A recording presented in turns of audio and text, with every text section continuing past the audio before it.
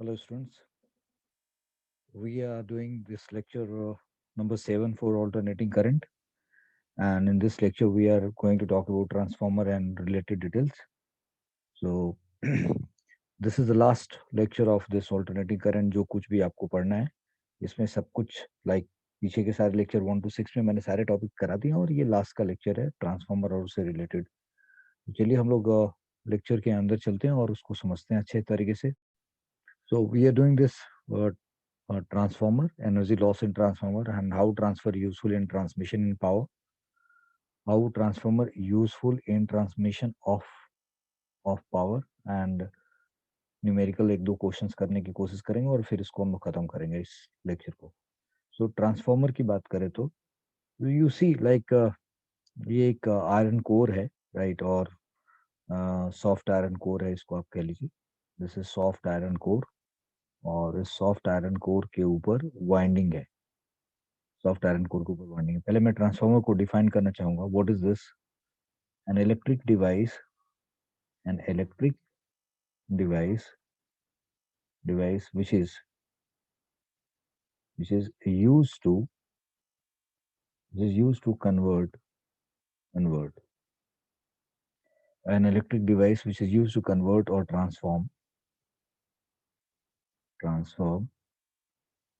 uh, low voltage low voltage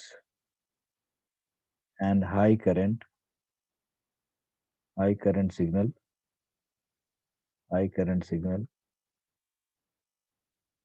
into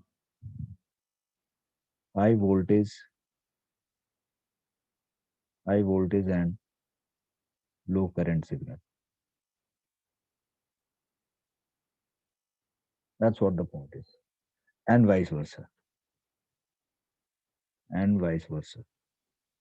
मतलब जिसका काम है, जैसे as the name suggest, like क्या करेगा ट्रांसफार्मर? ट्रांसफार्मर का काम है कि भाई इलेक्ट्रिक डिवाइस जो हमारे पास है, this is an electric device which is use to convert और transform low voltage and high current signal into high voltage and low current signal and vice versa.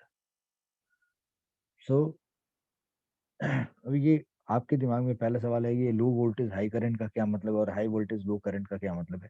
ये राज अभी खुल जाएगा आपके लिए।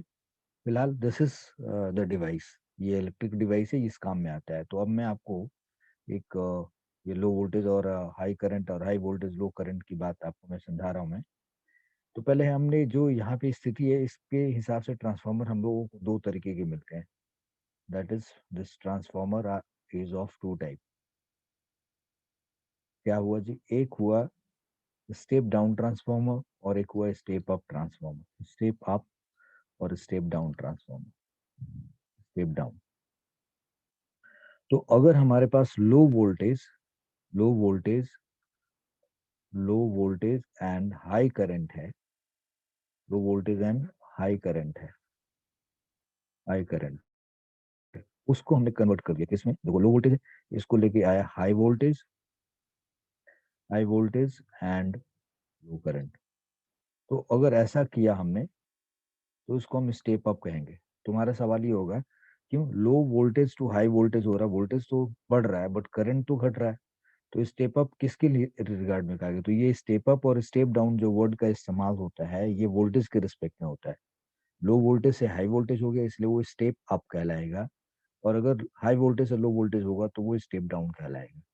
सो लाइक अगर स्टेप डाउन की बात करें तो हम कह रहे हैं high voltage high voltage and low current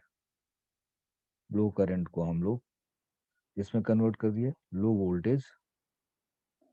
voltage and high current high current. So this is step up and this is step down transformer. तो अब सवाल ये है कि ये स्टेप अप और स्टेप डाउन ट्रांसफार्मर कैसे एग्जीक्यूट किया जाएगा, how this will be working. पहले तो हमने समझा कि ट्रांसफार्मर होता क्या है। तो ठीक है, यहाँ पे ये दोनों बातें समझ में आएगी, लेकिन डाउट अभी भी बना हुआ है कि low voltage high current, high voltage low current, ये किस कॉन्टेक्स्ट में कहा जा रहा है। So will talk about it. So फिलहाल ये इतनी इन्फॉर्मेशन तो हमने रख ली। नाउ ये प्रिंसिपल की बात करें तो ये क्या होता है प्रिंसिपल? लाइक तो this works on the basis of this works on the basis of, yeah, this device work on the principle of mutual induction. Principle of mutual induction. So ये म्यूचुअल इंडक्शन के principal पे काम करता है. This device work on the principle of mutual induction. कुछ लोग self induction mutual induction भी लिख देते हैं. ठीक है जी. सो some people also write on the principle of self and mutual induction, on the principle of self and mutual induction. Self and mutual induction. They write like this also. So now the point is, this is the important side, like important. हम इसको mutual induction वाली बात कहेंगे. कुछ लोग ऐसे लिखते हैं, but this is maximally what we say, that this device work on the principle of mutual induction. Mutual induction आपको पता ही है क्या होता है. ये अगर किसी एक कॉइल में करंट पास हो रहा है, वहाँ पे करंट और चेंज हो रहा है, करंट की वैल्यू चेंज हो रही है, तो वहाँ मैग्नेटिक फील्ड चेंज हो रहा होगा, और उस मैग्नेटिक फील्ड के चेंज होने से नेबरिंग कॉइल के अंदर का जो मैग्नेटिक फील्ड हो वो भी चेंज हो रहा हो, फिर वहाँ पे फ्लक्स चेंज होने से ईएमएफ इंड्यूस होता हो. So that is the phenomenon of mutual induction. So here we are saying that this works on the principle of mutual induction. Something like that will come to play a role here, and हम लोग उसकी बात करेंगे. So फिलहाल कुछ information तो हम लोगों ने स्टोर कर लिया. नाउ आवर आइडिया इज कि ये बना कैसे होता है, मतलब how it is made of. तो ये आपके पास एक कोर देख रहे हैं, ये सॉफ्ट आयरन कोर है इस तरीके से, और बड़े सारे कोर एक साथ अटैच करके, और उसके ऊपर ये प्राइमरी वाइंडिंग है, यानी कि ये जो हमारे पास लगा रखा है, ये वन, लाइक ये जो देख रहे हैं 1, फिर 2, फिर 3, 4, 5 टर्न्स आपको जो दिखाई दे रहे हैं, इसको हम लोग प्राइमरी वाइंडिंग कहते हैं, और इसको हम सेकेंडरी वाइंडिंग कहते हैं. तो ये हमारा प्राइमरी वाइंडिंग है. This is primary winding, and this is your secondary winding. Secondary winding. Just sorry.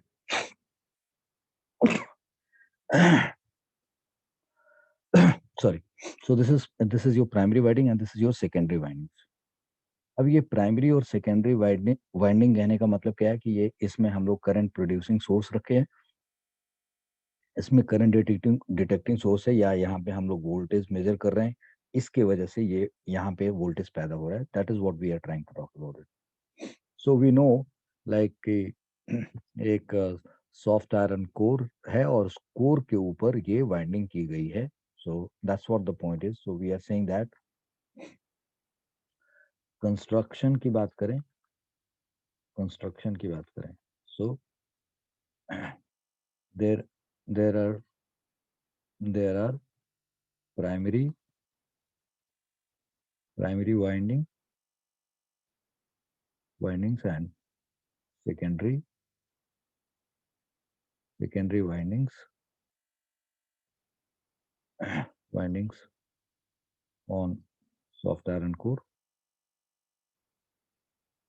soft iron core. Or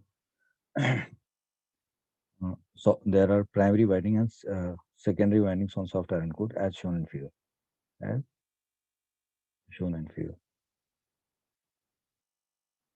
ठीक है. और बस अभी फिलहाल इतनी सी बात करेंगे, और ये जो डिटेल्स होती हैं इसकी, आपने यहाँ पे देखा होगा कि ये एक है, फिर ऐसे आया, फिर दूसरा है, तीसरा है, इन सबको हम लोगों ने एक साथ क्या किया, ये जो सॉफ्ट आयरन कोर होता है हमारे पास यहाँ पे, इसको कलेक्शन ऑफ यानी वार्निश्ड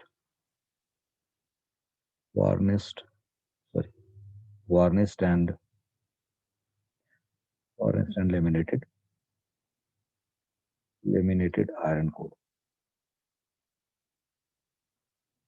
So जिसको सॉफ्ट आयरन कोर कर रहे हैं, वो जो बना हुआ है actually. So there are many, like जैसे मान लिया जाए कि आप ये समझिए, एक आपको ये समझाने की कोशिश कर रहा हूँ मैं यहाँ पे. सपोज करो मैंने यहाँ पे एक ये लिया यहाँ पे। दिस इज आयरन का ये एक प्लेट टाइप का ये बना हुआ है। अगर आपको ये थोड़ा दिक्कत दे रहा है समझने में, तो मैं इसको हटा करके, एक मिनट, मैं आपके सामने ये लेके आता हूँ। लेट्स सी, सपोज कर लो मैं यहाँ पे एक कुछ इस तरीके का ये एक कोर लेके आया, समथिंग लाइक दिस। अब इसको हमने क्या किया, ये हमारे पास एक आयरन का हमने कोर लिया और इसको तरीके से इंसुलेट कर दिया, मीन्स इसके ऊपर वार्निश की पेंट लगा दी गई। फिर अब हमने क्या किया यहाँ पे, ऐसा करने के बाद एक दूसरा आयरन कोर लेके आए और फिर उसको भी वार्निश पेंट लगा के और ऐसे ला करके इसके साथ ऐसे चिपका दिए, like this is what we have done it. फिर हमने एक तीसरा लेके आए और तीसरा लेके आए और उस तीसरे के ऊपर भी क्या किया हमने, फिर से पेंट वेंट लगाया, वार्निश किया इसको और फिर इसको उठा करके इसके साथ अटैच कर दिया, समथिंग लाइक दिस। तो बच्चों इस तरीके से बड़े सारे पतले पतले लेके आते हैं हम लोग और उनके ऊपर दिस वार्निश पेंट लगाते हैं, लेमिनेटेड होते हैं और फिर उनको एक साथ ऐसे लेके के अटैच कर देते हैं। और ऐसा करने के बाद, ठीक है ना, यही जो चीज है वो यहाँ दिखा रखी गई और इसके ऊपर हम लोग वाइंडिंग रैप कर देते हैं। इसके ऊपर हम लोग वाइंडिंग रैप कर देते हैं, प्राइमरी वाइंडिंग, हम सेकेंडरी वाइंडिंग की जो बात कर रहे हैं। तो लेट्स सी, मैंने यहाँ पे एक इस जगह पे हमने इसके ऊपर वाइंडिंग रैप करना चाह रहे हैं हम लोग। तो let's see we do it like this. यहाँ से एक लेके गए, ये अंदर वहां से गया, ऐसे बाहर निकला, one, then this is two, and this is three, and this is four, and this is five, जितना मर्ज करे ऐसे लेकर के आए। और फिर ये लेके आए और बोला जी देखो जी, इसके साथ हमने एक एसी सोर्स अटैच कर दिया। ये एसी सोर्स अटैच किया और फिर यहाँ की बात करें, मतलब एसी सोर्स हम लोग बाद में अटैच करेंगे, पहले सेटअप कर लेंगे, यहाँ प्राइमरी वाइंडिंग हो गया।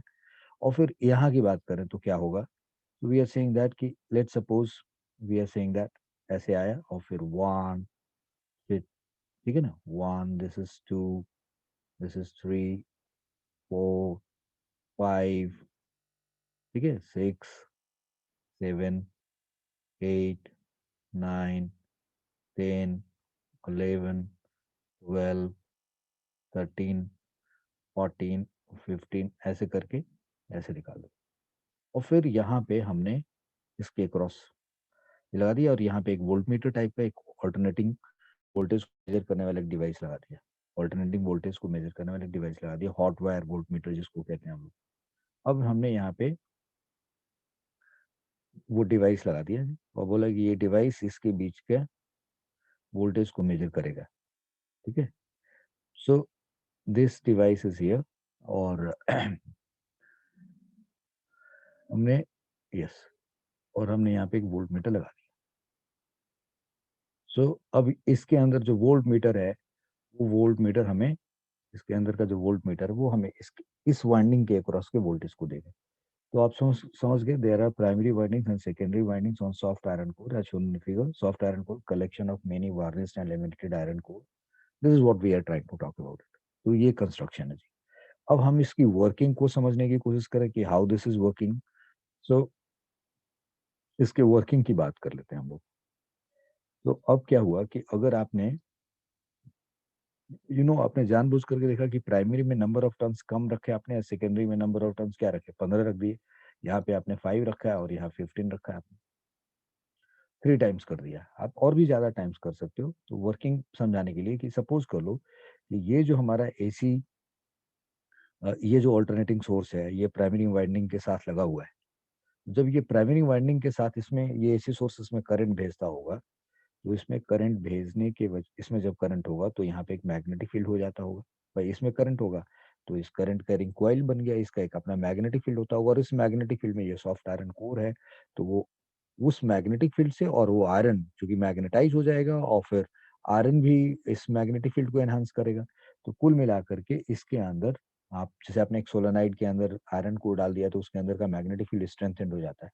तो इसमें मैग्नेटिक फील्ड होएगा और वो मैग्नेटिक फील्ड जो होंगी वो लाइंस ऑफ फोर्स यहाँ से ऐसे भी गुजरेंगी। ये समझने की जरूरी है, समझने की जरूरत है यहाँ पे। तो मैं आपको यहाँ पे एक चीज दिखा रहा हूँ, जरा ध्यान से देखना। ये डायग्राम बाद में सपोज मैंने एक इस तरीके की बात कही, यस, सपोज करो इसके अंदर कोई मैग्नेटिक फील्ड ऐसे ऐसे दिखा रहा हूं मैं। आई hope you got my point. Yes, तो अगर मैंने यहाँ से इसके अंदर मैग्नेटिक फील्ड एक लिया, ओके, जो ऐसे होते हुए ऐसे गुजर रही है, इसके अंदर का मैग्नेटिक फील्ड, ओके जी। फिर एक दूसरा हमने ले लिया कुछ इसी तरीके से, कुछ इस तरीके से ये दिखाया, ठीक है, जो इसके अंदर से पने पूरे आयरन से होके गुजर रही। तो इस तरीके से ये, और ये तो मैंने दिखाई दिया। अब जरा एक बात और देखो, वो आपको ऐसे बना के दिखा रहा हूँ। तो ऐसे और भी मैग्नेटिक फील्ड होंगे कुछ इस तरीके से, मतलब वो आयरन उन सबको मैग्नेटिक फील्ड लाइंस को ऐसे लेके आता होगा, फिर ये ऐसे ऐसे होते होते हो कुछ इस तरीके से जाती होंगी, कुछ इस तरीके से कर लेता होगा ये। इसका मतलब अगर इसमें करंट पास होगा तो इसके अंदर मैग्नेटिक फील्ड होएगा, तो जो वो मैग्नेटिक फील्ड लाइंस होंगी वो तो क्लोज होंगी, तो कुछ इस तरीके से गुजरती हुई आएंगी। इसका मतलब ये हुआ कि सर अगर ये प्राइमरी वाइंडिंग में आपने अगर एसी सोर्स लगाया है, और एसी सोर्स का जो करंट है वो टाइम डिपेंडेंट है, साइनोसॉइडल है, टाइम के हिसाब से उसकी वैल्यू चेंज हो रही है, और वैल्यू बढ़ रही है, फिर घट के जीरो हो रही है, फिर पोलैरिटी उल्टा हो रहा है, उल्टे डायरेक्शन में करंट जा रही है। सो करंट यहाँ पे साइनोसॉइडली चेंज हो रहा है, उसकी पोलैरिटी भी चेंज हो रही है, तो इसके अंदर का जो मैग्नेटिक फील्ड है वो भी चेंज होएगा। तो जब मैग्नेटिक फील्ड चेंज होगा तो यहाँ से, यानी कि जिस तरीके से यहाँ जिस रेट से मैग्नेटिक फील्ड यहाँ चेंज होगा, उसी रेट से मैग्नेटिक फील्ड यहाँ भी चेंज होएगा। क्योंकि हम ये बिलीव करते हैं कि ये सारी की सारी, ये अब जो बात कर रहा हूँ, क्योंकि हम ये बिलीव करते हैं, ध्यान से सुनना, हम ये बिलीव करते हैं कि ये जितनी मैग्नेटिक फील्ड लाइंस हैं वो सब की सब मैग्नेटिक फील्ड लाइंस यहाँ से पास हो रही हैं, और जिस रेट से यहाँ मैग्नेटिक फील्ड चेंज होता होगा, उसी रेट से यहाँ मैग्नेटिक फील्ड चेंज होता होगा। ये आइडियल स्थिति मान के चल रहे हैं, और आइडियल स्थिति पे हम इसकी बात कर रहे हैं। So what we are saying that, कि we know that, like when when current in primary winding, current in primary when current in primary winding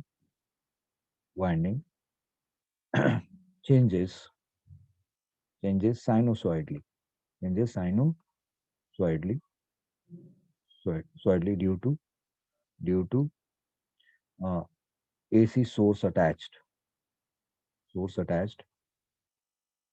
ठीक है। When current in primary coil, primary winding changes sinusoidally due to AC source attached, magnetic field magnetic field magnetic field also changes, and therefore magnetic flux की बात करें, therefore magnetic flux through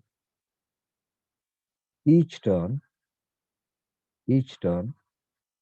of primary and secondary changes। तो समझ में आई बात मैंने क्या कहा? मैंने कहा कि when current in primary winding changes sinusoidally due to AC source attached, magnetic field also changes, and therefore magnetic flux through each turn of primary and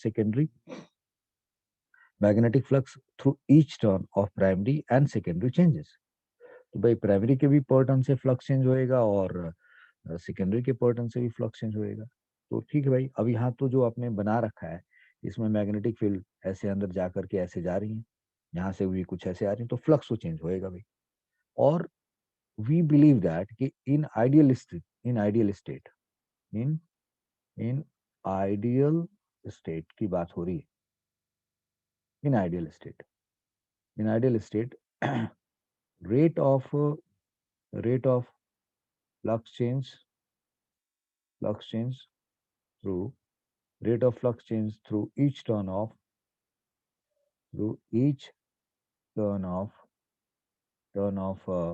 primary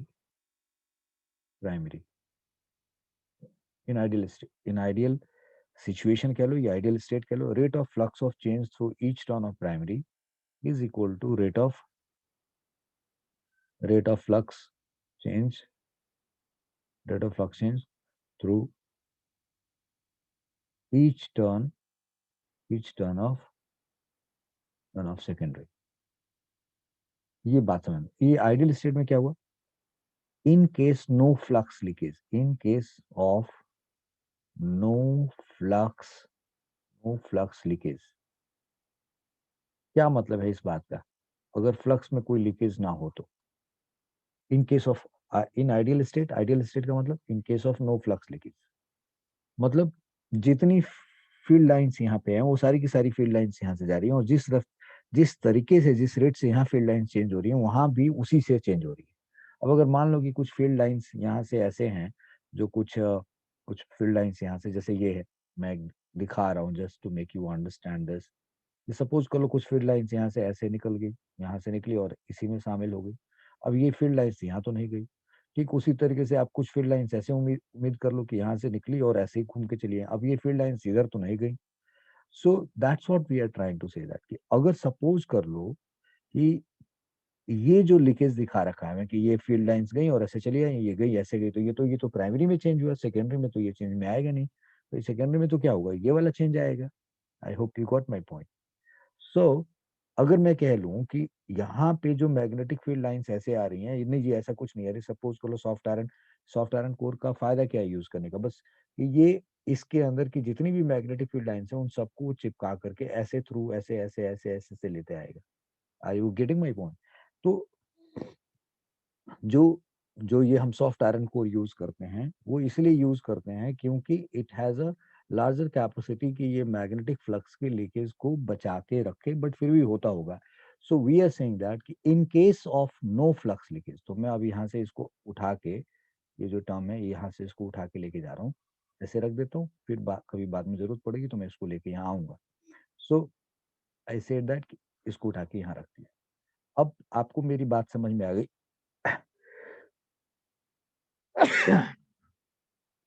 sorry guys.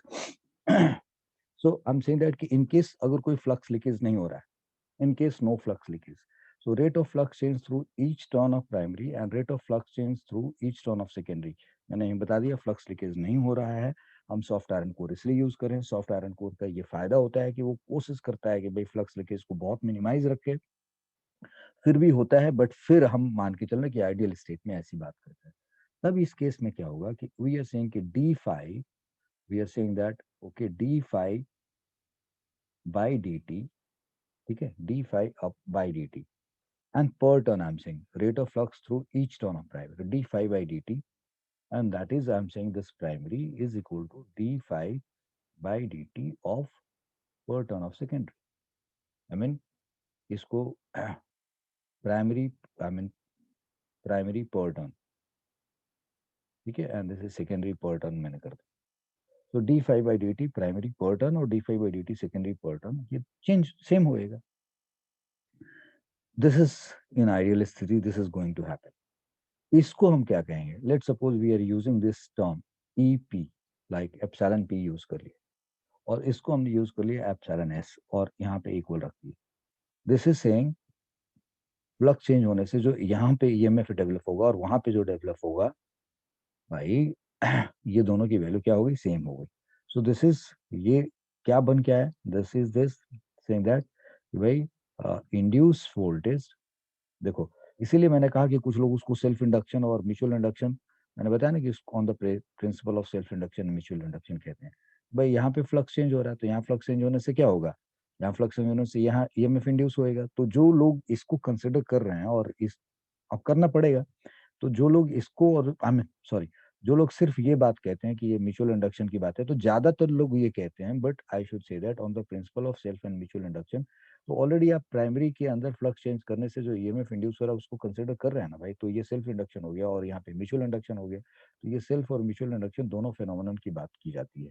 So this is, people say like this and this appears to be correct, but ज्यादातर लोग सिर्फ mutual induction की बात कर लेते हैं और ये सोचते हैं जहाँ म्यूचुअल इंडक्शन की बात हो रही है यानी कि वहाँ पे दो कॉइल है तो वहाँ सेल्फ इंडक्शन होगा ही होगा, इसलिए उसको अलग से मेंशन करने की क्या जरूरत है। तो कुछ लोग इस पॉइंट ऑफ व्यू से सिर्फ म्यूचुअल इंडक्शन लिखते हैं, और कुछ लोग सेल्फ इंडक्शन और म्यूचुअल इंडक्शन दोनों घटनाओं को अलग से ध्यान में रखते हुए इसको ऐसे लिख देते हैं।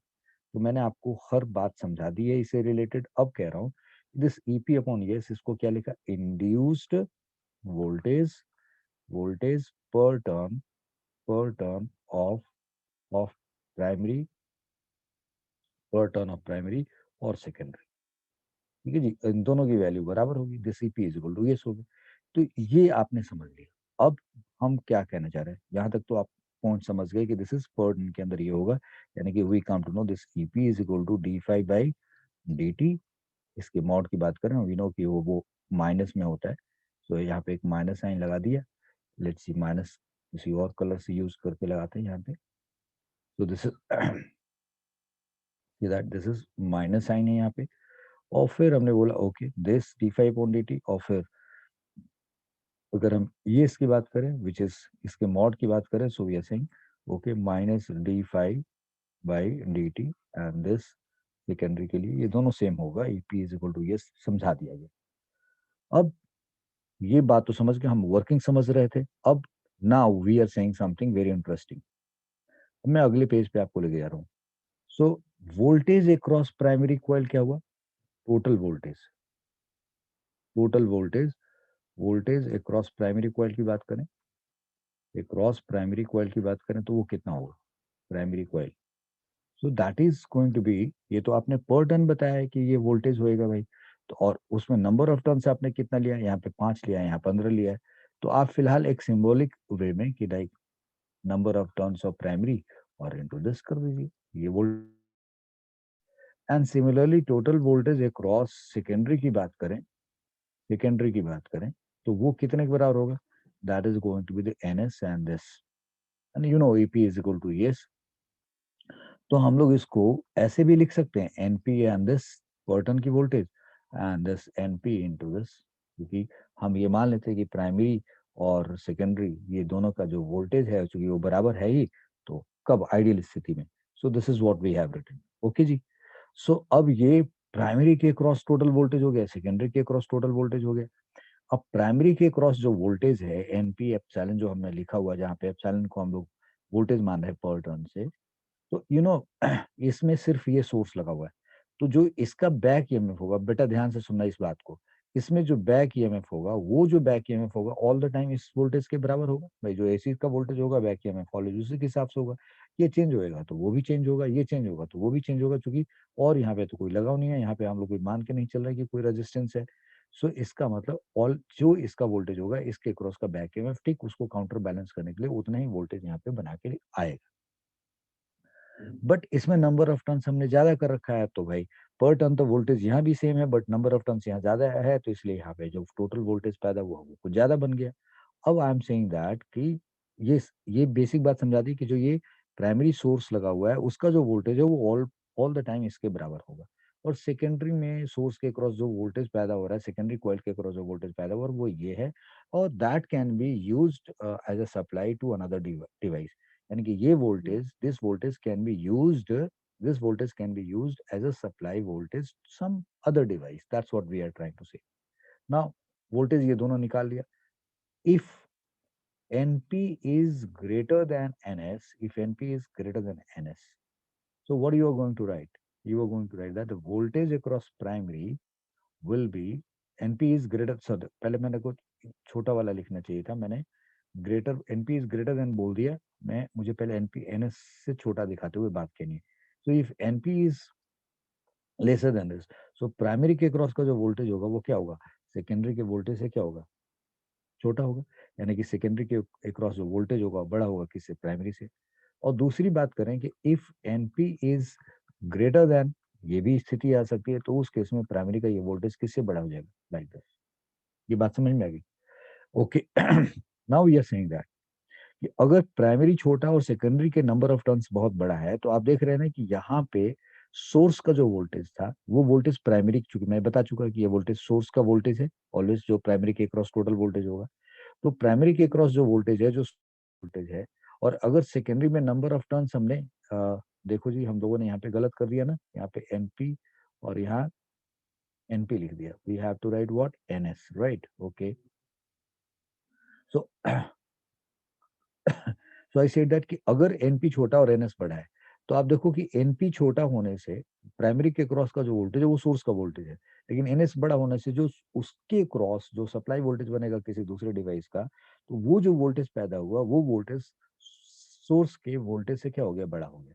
So what you are saying कि हमारे पास जो इनपुट वोल्टेज था, हमारे पास जो इनपुट वोल्टेज था, वहां से जो आउटपुट वोल्टेज आया, इसको हम लोग आउटपुट वोल्टेज भी कह सकते हैं, आउटपुट वोल्टेज भी कह सकते हैं। और ये हमारे लिए इनपुट वोल्टेज होगा, यहाँ पे दिस इज इनपुट वोल्टेज होगा। ठीक है जी, इनपुट वोल्टेज की बात हो रही है, पढ़ लेना बच्चे, यहाँ पे मैंने इनपुट वोल्टेज लिखा है। सो नाउ इनपुट वोल्टेज और आउटपुट वोल्टेज की बात कर रहा हूँ। तो जो ये आउटपुट वोल्टेज है वो इनपुट वोल्टेज से ज्यादा आ गया, क्योंकि आपने इसमें नंबर ऑफ टर्न्स क्या कर दिया, ज्यादा कर दिया। सो that's what the point is कि अगर आप ऐसा कर रहे हैं कि ये एनपी की वैल्यू से एनएस की वैल्यू बढ़ी है, वीपी की वैल्यू से वीएस बढ़ा हुआ है, this is case of step up, step up transformer हो गया।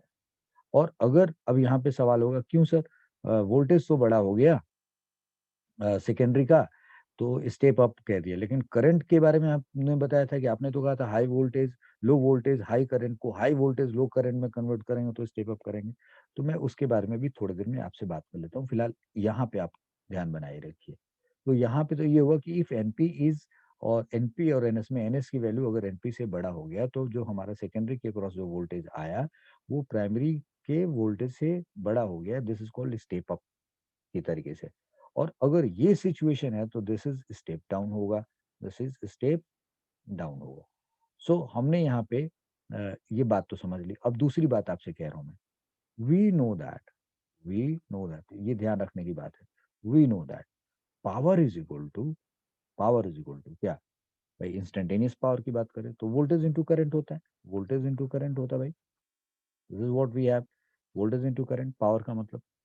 तो अगर प्राइमरी कॉइल के क्रॉस वीपी है और उसमें कोई करंट भी पास हो रहा होगा, तो अगर हम इनपुट पावर की बात करें, if I talk about input power, if I से इनपुट पावर, तो इनपुट पावर की वैल्यू क्या होगी भाई, तो जो प्राइमरी के क्रॉस वोल्टेज है वही सोर्स का वोल्टेज है, तो we can say this VP, और उसमें जो करंट पास होगा वो क्या होगा, आईपी।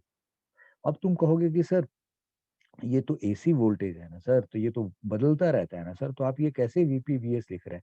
अरे ये आरएमएस वोल्टेज मान लेना, ये आरएमएस करंट मान लेना, तो इसको आप आरएमएस वोल्टेज और इसको आरएमएस करंट मान करके इनपुट पावर आप ऐसे लिख सकते हैं, इसीलिए तो पढ़ाया गया था ना। ये बात मैंने यहाँ कहीं लिखी नहीं है, और अगर आपने इसको लेक्चर को ढंग से नहीं सुना तो आप फंसे रहेंगे और आपका कॉन्सेप्ट क्लियर नहीं होगा, I will not be held responsible for that. तो this is input power, this is VP and IP. This VP जो हम प्राइमरी वोल्टेज कह रहे हैं, ये अगर आपके दिमाग में आ रहा है कि सर ये तो चेंजिंग वोल्टेज है, तो how can you right like, तो बेटा आप इसको आरएमएस वोल्टेज मान लेना, इसको आरएमएस करंट मान लेना, इट इज लाइक दिस। तो ये input power is this, okay, input power. And output power की बात करें हम, आउटपुट पावर की बात करें, आउटपुट पावर की बात करें तो वो क्या होगा जी, that is again V S into I S, this is what we are going to today input power होगा और ये आउटपुट पावर होगा।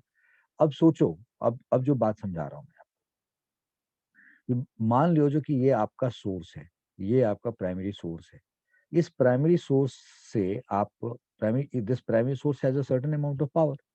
तो जब इसका पावर फिक्स है भाई, लाइक मैं आपसे बात कर रहा हूँ, so you know I have certain power, means I have lot of energy, and मैं उस एनर्जी को किसी पर्टिकुलर रेट से खर्च कर रहा हूँ, so energy per unit time मेरा पावर हुआ। तो जो भी हम एक सोर्स लगा रहे हैं उस सोर्स का एक अपना पावर है, मतलब जिस जिस कितनी एनर्जी है वो तो कितने टाइम में उसकी पूरी एनर्जी खर्च हो जा रही है, पावर इंटू टाइम लगा के निकालेंगे। बट अगर सोर्स है तो उसका एक पावर है, यानी कि किसी पर्टिकुलर रेट से वो एनर्जी सप्लाई कर रहा है। So if that source is supplying energy, and उसका वीपी अगर प्राइमरी आई मीन उसके क्रॉस वोल्टेज है और ये उसमें करंट है और ये वैल्यू फिक्स है अगर, तो if this VP becomes more and more, then this IP has to become less, because if power is a constant, let suppose, then voltage और करंट के प्रोडक्ट को इसके बराबर होगा। तो अगर वोल्टेज बड़ा होगा तो करंट क्या होगा, छोटा। अगर वोल्टेज छोटा हो जाएगा तो करंट क्या हो जाएगा, बड़ा। So that's why we said that कि अगर स्टेप अप ट्रांसफार्मर होगा तो स्टार्टिंग में हमारे पास हम मान के चल रहे हैं कि वीपी से ये वोल्टेज वीएस क्या हो गया, बड़ा हो गया। तो इस वाइंडिंग में जो करंट पास हो रहा होगा, और इस वाइंडिंग की बात करें तो इस वाइंडिंग में हमारे पास क्या हो गया, वोल्टेज बड़ा हो गया। लेकिन जो इनपुट पावर है, आउटपुट पावर की वैल्यू तो उससे ज्यादा नहीं हो सकती। मैं आपको 100 रुपये दूं और आपके पास कोई पैसा पहले से है नहीं, तो आप क्या कर सकते हैं, और आपको उसी 100 रुपये से कुछ खर्च कर रहा है, तो आप 100 रुपये का 80 रुपये का, 100 रुपये से 80 रुपये का आउटपुट लगा लेंगे, 90 का निकाल लेंगे, 100 का आउटपुट आ जाएगा। But it's not going to work out like कि 100 रुपये का इनपुट मैंने दिया तो आप 110 रुपये का आउटपुट लेके आए। ह्यूमन इमोशंस की बात नहीं हो रही है कि सर मैं ये सब लगाऊं, ये फिजिक्स के एग्जाम्पल्स हैं। So from that point of view, I'm saying. So now we know that the power is this input power is this, output power is this. तो मैं अब आपको यहाँ पे एक बात और समझाना चाह रहा हूँ कि भाई, if no energy was, if there is no energy wastage, if there is energy no energy wastage, अगर कोई एनर्जी का वेस्टेज नहीं, if there is no energy wastage, then what? Input power, input power is equal to output power, output power. ठीक है जी, क्योंकि जितने time तक आप उसमें भेजेंगे करंट, उतने टाइम तक उधर पास होएगा। तो एनर्जी को यानी कि this energy is equal to energy नहीं इक्वेट करके हम input power is equal to output power क्यों इक्वेट कर रहे हैं? क्योंकि भाई इस इनपुट पावर में जितने देर टाइम मल्टीप्लाई होगा इधर भी मल्टीप्लाई होगा, तो this energy has to be equal to output, output power, this input power into time और आउटपुट पावर इनटू टाइम, दोनों तरफ टाइम सेम मल्टीप्लाइड है। तो फिर चलो मैं थोड़ी देर के लिए यहाँ पे एक टाइम मल्टीप्लाई करके और इसमें टाइम मल्टीप्लाई करके मैंने ये टी और टी मल्टीप्लाई कर दिया। मैंने बोला if there is no energy wastage, so input power into time, this is the input energy and this is output power into time, this is the output energy. तो हम ये लिख सकते हैं, बट अगले स्टेप में टी टी कट जाएगा तो आपके पास ये आएगा क्या? Then it is going to be there input power, power is equal to output power. I hope you got my point. So हम लोग इसको ऐसे ही लिख के बताते हैं कि अगर एनर्जी वेस्टेज नहीं होगा तो ये होगा। इसका मतलब हुआ क्या? We are saying that Vp Ip and that is equal to Vs Is. But this is when, if there is no energy loss, no energy wastage, कोई एनर्जी का वेस्टेज नहीं है, तब जाकर के ये बात होगी। मैं अब यहाँ पे जो आपको बात समझाना चाह रहा था वो समझा चुका हूं मैं, कि अगर एक source constant power output input supply कर रहा है तो उसमें जो वोल्टेज और करंट है, अगर उसका वोल्टेज बड़ा है तो करंट की वैल्यू को छोटी होनी पड़ेगी ताकि वो पूरा प्रोडक्ट मिल करके क्या हो जाए, उसके बराबर आ जाए।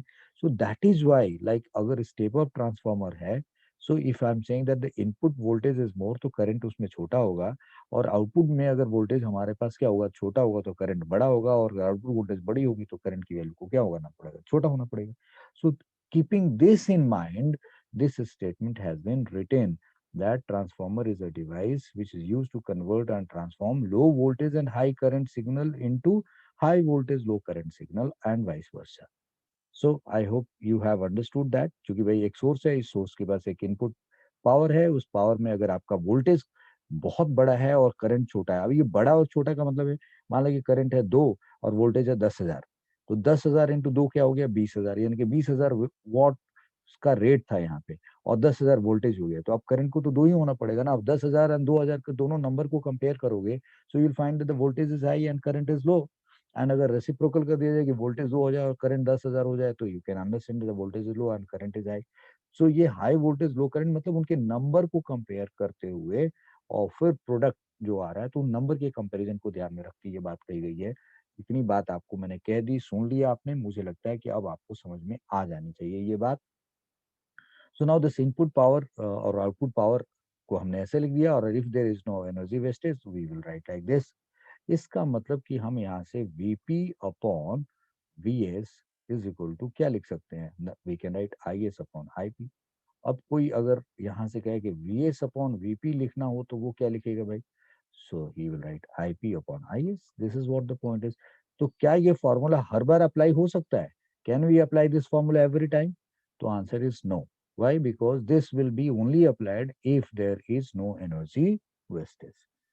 समझ गए मेरी बात? तो हम लोग तो अभी वर्किंग पढ़ रहे हैं, तो हमने क्या क्या सीख लिया कि भाई ठीक है, प्राइमरी में करंट जा रहा है, उसमें मैग्नेटिक फील्ड है, वो ऑल्टरनेटिंग करंट है, तो मैग्नेटिक फील्ड भी चेंज हो रहा होगा। सपोज करो फ्लक्स लीकेज ना हो आइडियल स्थिति में, तो उस केस में जो rate of change of flux primary के वाइंडिंग के अक्रॉस होएगा वही सेकेंडरी के अक्रॉस होगा। पर टर्न का फ्लक्स चेंज का रेट सेम होएगा, तो जो पर टर्न वोल्टेज इंड्यूस पैदा होना चाहिए वो सेम होना चाहिए। सो प्राइमरी का टोटल वोल्टेज ये होगा, सेकेंडरी का टोटल वोल्टेज ये होगा। दैट डिपेंड्स अपॉन एनपी और एनएस की वैल्यूज पे, वो हमने कैलकुलेट कर दिया। अगर एनपी की वैल्यू एनएस से छोटी है तो इसका मतलब एनएस बड़ा है एनपी से, तो उस केस में वो स्टेप अप ट्रांसफार्मर की तरीके से काम करेगा। और अगर एनपी की वैल्यू एनएस से बड़ी है तो वो स्टेप डाउन की तरीके से काम करेगा। इनपुट पावर, आउटपुट पावर, इसमें जो हम वोल्टेज करंट जो कि फ्लक्चुएटिंग होना चाहिए उसके जगह पे अगर एक कांस्टेंट वैल्यू लिख रहे हैं, इसका मतलब वो आरएमएस वोल्टेज और आरएमएस करंट के फॉर्म में ये बात कही जा रही है। ये सारी बात आपने समझ ली। Now I would like to say that कि यहाँ पे जो गौर करने लायक बात है कि ये जो रिजल्ट आपने लिखा है इसी को हमने क्या कहा है, वीपी कहा है, इसी को हमने क्या किया है, वीएस कहा है। अब अगर मैं आपसे पूछूं, मतलब अब नोट करने वाली बात, सीधा सीधा नोट करके जो आपको ध्यान में रखना है कि राइट कि एनएस अप इनटू दिस पर टर्न का जब दिस वोल्टेज था, और एनपी और पर टर्न का जो इंड्यूस वोल्टेज था, this is equal to how much बेटा, that is equal to VP upon V, sorry, VS upon VS, VS upon VP. इसको मिटा के फिर से लिख देना ही अच्छा है। So this is VS upon VP, that's okay. तो ये जो यहां से आपने ये देखा कि जो वीएस अपॉन वीपी होगा, सेकेंडरी वाइंडिंग के क्रॉस वोल्टेज और प्राइमरी वाइंडिंग के क्रॉस जो वोल्टेज आ रहा है, that is equal to N S upon NP. और इसको हम लोग के रिप्रेजेंट करते हैं और इसको ट्रांसफॉर्मेशन रेशियो कहते हैं। We call it transformation ratio, transformation ratio, okay. This is ये कब कंडीशन आना है भाई, ट्रांसफॉर्मेशन रेशियो वाली बात, ये रिजल्ट कब सही है, ये तब सही है नो फ्लक्स लीकेज के केस में, नो फ्लक्स लीकेज के केस में ये रिजल्ट सही है। ठीक है जी, this is what the point is. अब यहां से आगे बट हम लोग ज्यादातर जो क्वेश्चंस करेंगे वो इसी केस में कंसिडर करेंगे, हम मान के चलेंगे कि भाई फ्लक्स लीकेज नहीं हो रहा, समथिंग लाइक दिस। अब दूसरी बात कही जा रही है यहाँ पे कि this we S upon VP which is equal to ns this upon np, this which is going to cancel and come out like ns upon np, correct, ये बात तो आप समझ गए।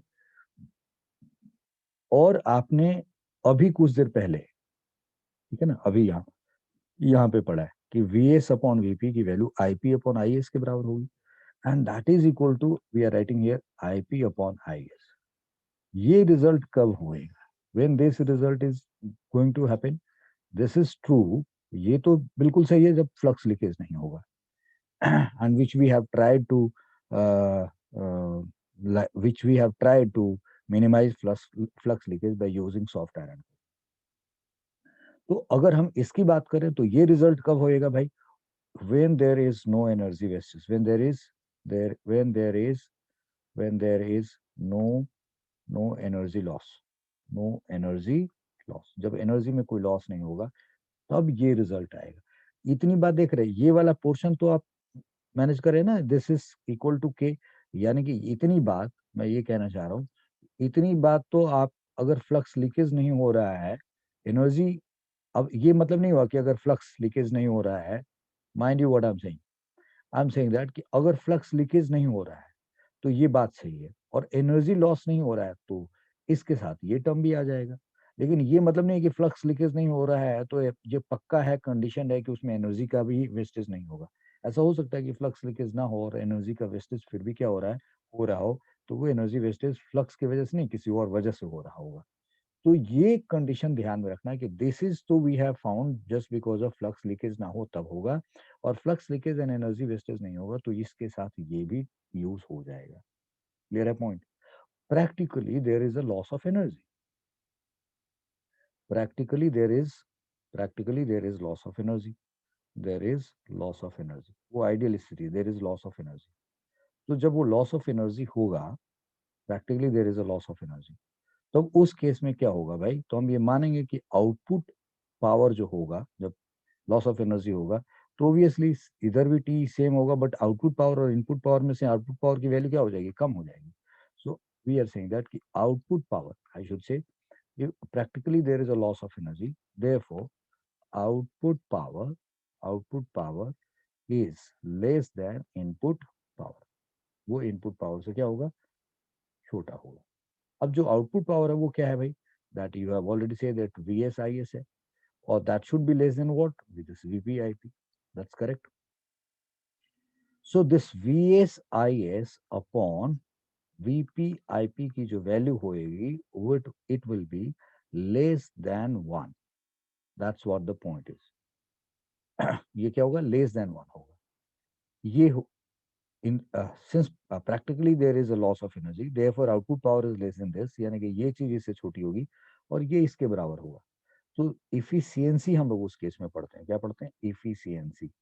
तो इफिशियंसी ऑफ ट्रांसफार्मर की बात हो रही, ऑफ ट्रांसफार्मर ट्रांसफार्मर। तो ये जो रेशियो है this output power upon input power, that is VS IS upon VP IP, ठीक है जी, दिस, एंड दैट इज, ये जो आपके पास रिजल्ट है ये आपके लिए अब अगर कोई पूछे कि sir there is a loss of energy, mind you there is a loss of energy and भाई वो दोनों चीजें इक्वल नहीं है, मतलब आउटपुट पावर इनपुट पावर के बराबर नहीं है, तो इफिशियंसी का ये फॉर्मूला होगा। तो क्या सर यहाँ VS अपॉन VP की जो वैल्यू है, VS upon VP that is NS upon NP, क्या उसको के ट्रांसफॉर्मर रेशियो की बराबर रख दे? भाई अगर फ्लक्स लीकेज नहीं होगा तो आप रखेंगे, और अगर क्वेश्चन में फ्लक्स लीकेज का मेंशन किया हुआ है तो आप VS अपॉन VP को वन नहीं रख, VS अपॉन VP को के नहीं रख सकते। सो मोस्टली तो भाई हम लोग नो फ्लक्स लीकेज मान के चलते हैं, और उस केस में VS अपॉन VP को हम लोग के लिख सकते हैं। Is that okay now? So यहाँ तक लिखने के बाद मैं इस बात को ऐसे भी लेके जा सकता हूँ, if no flux leakage, if no flux leakage का कंडीशन इसमें लागू हो जाए, फ्लक्स लीकेज, तब उस केस में आप इसको आप ऐसे भी लिख सकते हैं, क्या, के times of IS upon IP, ठीक है जी, दैट्स व्हाट माय पॉइंट, ठीक है। बट चूंकि आपने एनर्जी लॉस का तो कंडीशन मान लिया है, इसीलिए IS अपॉन IP को आप के नहीं इसको लाइक जरा सोचो, अगर के की वैल्यू तो आपको पता चल गया, K is equal to what now, NS upon NP के बराबर होता है, और IS अपॉन IP की वैल्यू, IS अपॉन IP की वैल्यू बात करें तो उसका उल्टा होता है।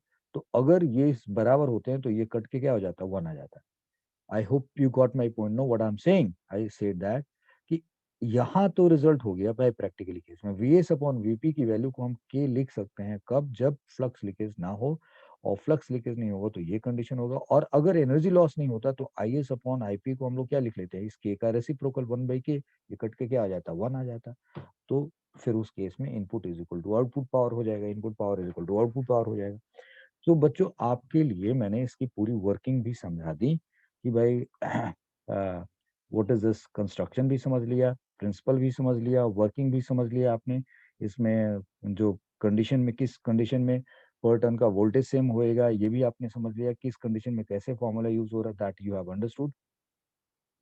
नाउ आवर आइडिया इज, अब हम लोगों को थोड़ा डिस्कस करना होगा, जैसे कि हम लोगों ने पहले पेज पे डिस्कस किया था कि वील टॉक अबाउट, वे ठीक है, ट्रांसफार्मर तो हमने समझ लिया, एनर्जी लॉस इन ट्रांसफार्मर को थोड़ा सा हम लोग इसको समझने की कोशिश करें कि how energy loss in transformer की बात की जाएगी, कैसे हो रहा है, क्यों हो रहा है एनर्जी लॉस इन ट्रांसफार्मर। तो मैं आपको एनर्जी लॉस इन ट्रांसफार्मर की तरफ लेके चल रहा हूँ।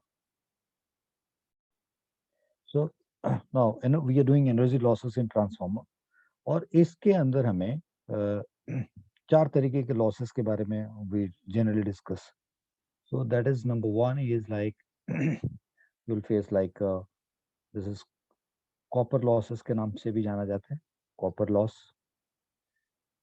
copper loss, और कुछ लोग इसी को ये जो copper loss है, right, yeah, that is copper loss रख लेते हैं, फिर iron loss की बात करते हैं, this is iron loss, and then they say that eddy current loss, and then hysteresis loss, hysteresis loss. So this is the type of energy losses in transformer, ये चार तरीके की बात हो रही है। जब हम कॉपर लॉस और आयरन लॉस की बात करते हैं, ये जो आयरन लॉस है, राइट, ये आ, एक मिनट बच्चों, एक मिनट, दैट कि ये जो आयरन लॉस है इसी को हम लोग फ्लक्स लीकेज के तरीके से देखते हैं, यही हमारा फ्लक्स लीकेज है, फ्लक्स लीकेज की वजह से लॉस मानेंगे, और यहाँ पे हीटिंग के लॉस ड्यू टू हीटिंग की बात हो रही है, loss due to heating, heating और रेजिस्टेंस, हीटिंग और resistance, loss due to heating और due to resistance, resistance, and this eddy current loss and hysteresis loss. So ये हमें चार तरीके के losses generally we see in a transformer. So let's talk about this one by one. We'll talk about 1, 2, 3 and 4. So suppose कर लो हम copper loss की बात करते हैं. Why do we say copper loss? क्योंकि इसमें जो windings होती हैं वो copper wire की हम लोग use करते हैं. तो copper wire की use करते हैं, और उस उसकी बात हो रही है. So this is copper loss की बात हो रही है. Copper loss और loss due to heating, loss due to heating. तो इसको समझने के लिए हमें क्या करना पड़ेगा? मैं आपको एक बहुत बेसिक कॉन्सेप्ट यहाँ पे समझाना चाहूंगा। लेट सपोज मैं एक प्रैक्टिकल बात समझा रहा हूँ। सपोज कर लो ये आपके लिए एक वाइंडिंग है, दिस इज एन वाइंडिंग, और इस वाइंडिंग को आपने किसी ऐसी सोर्स से कनेक्ट कर दिया, एंड ये कॉपर वायर की आपने वाइंडिंग बना रखी है। तो you know I mean this winding is connected to this setup. अब ये जो प्रैक्टिकल स्थिति की बात हो रही है, what we are trying to say, you understand that, कि जो इसका वोल्टेज है, जो इसका इसका जो वोल्टेज है, वो वोल्टेज इसके क्रॉस जो इंड्यूस वोल्टेज है उसके बराबर होना है। भाई अगर ये एसी सोर्स है तो इसमें करंट भेज रहा है, करंट भेजने की वजह से यहाँ पे मैग्नेटिक फील्ड चेंज हो रही है, मैग्नेटिक फील्ड चेंज होने की वजह से यहाँ पे फ्लक्स चेंज होगा, फ्लक्स चेंज होने की वजह से ईएमएफ इंड्यूस होगा। जो ईएमएफ इंड्यूस होएगा वो ईएमएफ इंड्यूस इसके बराबर होना चाहिए। तो इसका मतलब कि ये जो एसी सोर्स है, इस it has a certain constant power. इसके पास एक रेट है जिस रेट से ये एनर्जी सप्लाई कर रहा है, power. It has a fix rate जिसके थ्रू या जिस by it has a constant rate of supplying power. So इसके पास supplying power, supplying electrical energy, तो ये उसी रेट से सप्लाई कर रहा है। तो सपोज कर लो इसमें एक वोल्टेज पैदा हो गया। Let suppose this power is somewhere 240 watt. Suppose हमने एक अंदाजा लगाया कि 240 वाट का ये रेट से ये अपनी एनर्जी सप्लाई कर रहा है। एंड इससे जब हमने इसको कनेक्ट किया तो इसके across I believe let suppose कि 20 वोल्ट पैदा हो गया जी। सपोज करो 20 वोल्ट पैदा हो गया। तो पावर यानी कि अब इसके अक्रॉस पक्का 12 एम्पियर का करंट पैदा होगा, तब ना 20 इंटू 12 इज इक्वल टू 240 होएगा। तो ये जो सोर्स आपने इसमें लगा रखा है और ये कॉपर वायर की वाइंडिंग है यहाँ पे, अंडरस्टैंड माय पॉइंट, ये सोर्स है, इस कॉपर वायर की वाइंडिंग लगा रखी है, इस सोर्स ने 240 वॉट के रेट पे इलेक्ट्रिकल एनर्जी इसमें भेज रहा है। और ये वाइंडिंग के नंबर ऑफ टर्न्स और जिस रेट से इसमें करंट चेंज हो रहा है उसकी वजह से यहाँ फ्लक्स चेंज हो रहा है, फ्लक्स चेंज होने से ईएमएफ इंड्यूस हो रहा है, और वो ईएमएफ पर टर्न इंड्यूस हो रहा होगा। टोटल ईएमएफ सपोज कर लो 20 वोल्ट के बराबर है। इसका मतलब इसमें पक्का 12 एम्पियर का करंट जाएगा। अब आपके पास दो ऑप्शन है कि ये जो वाइंडिंग है पतले वायर की कर दो या मोटे वायर की कर दो। पतले वायर की करोगे और मोटे वायर की करोगे तो दोनों केस में, पतले वायर की करोगे और मोटे वायर की करोगे तो दोनों केस में आपको तो ये 20 वोल्ट और 12 एम्पियर का ही इसमें पैदा होना है, यानी कि ये 20 वोल्ट और 12 एम्पियर ही जाना है उसमें। तो अगर मोटे वायर में ये 12 एम्पियर जाएगा और पतले वायर में ये 12 एम्पियर जाएगा तो क्या होगा? तो भाई अब सपोज करो ये करंट जा रहा है, तो इस करंट को आपने अगर मोटे वायर में भेजा है जिसका रेजिस्टेंस कम है, एक 12 एम्पियर का, now I am saying there is a wire from here to here जिसमें 12 एम्पियर जा रहा है, और एक दूसरा वायर है जिसमें ये थोड़ा लेंथ आप उसकी उतनी ही रख लो, बट ये मोटा वायर है और इसमें भी 12 एम्पियर जा रहा है।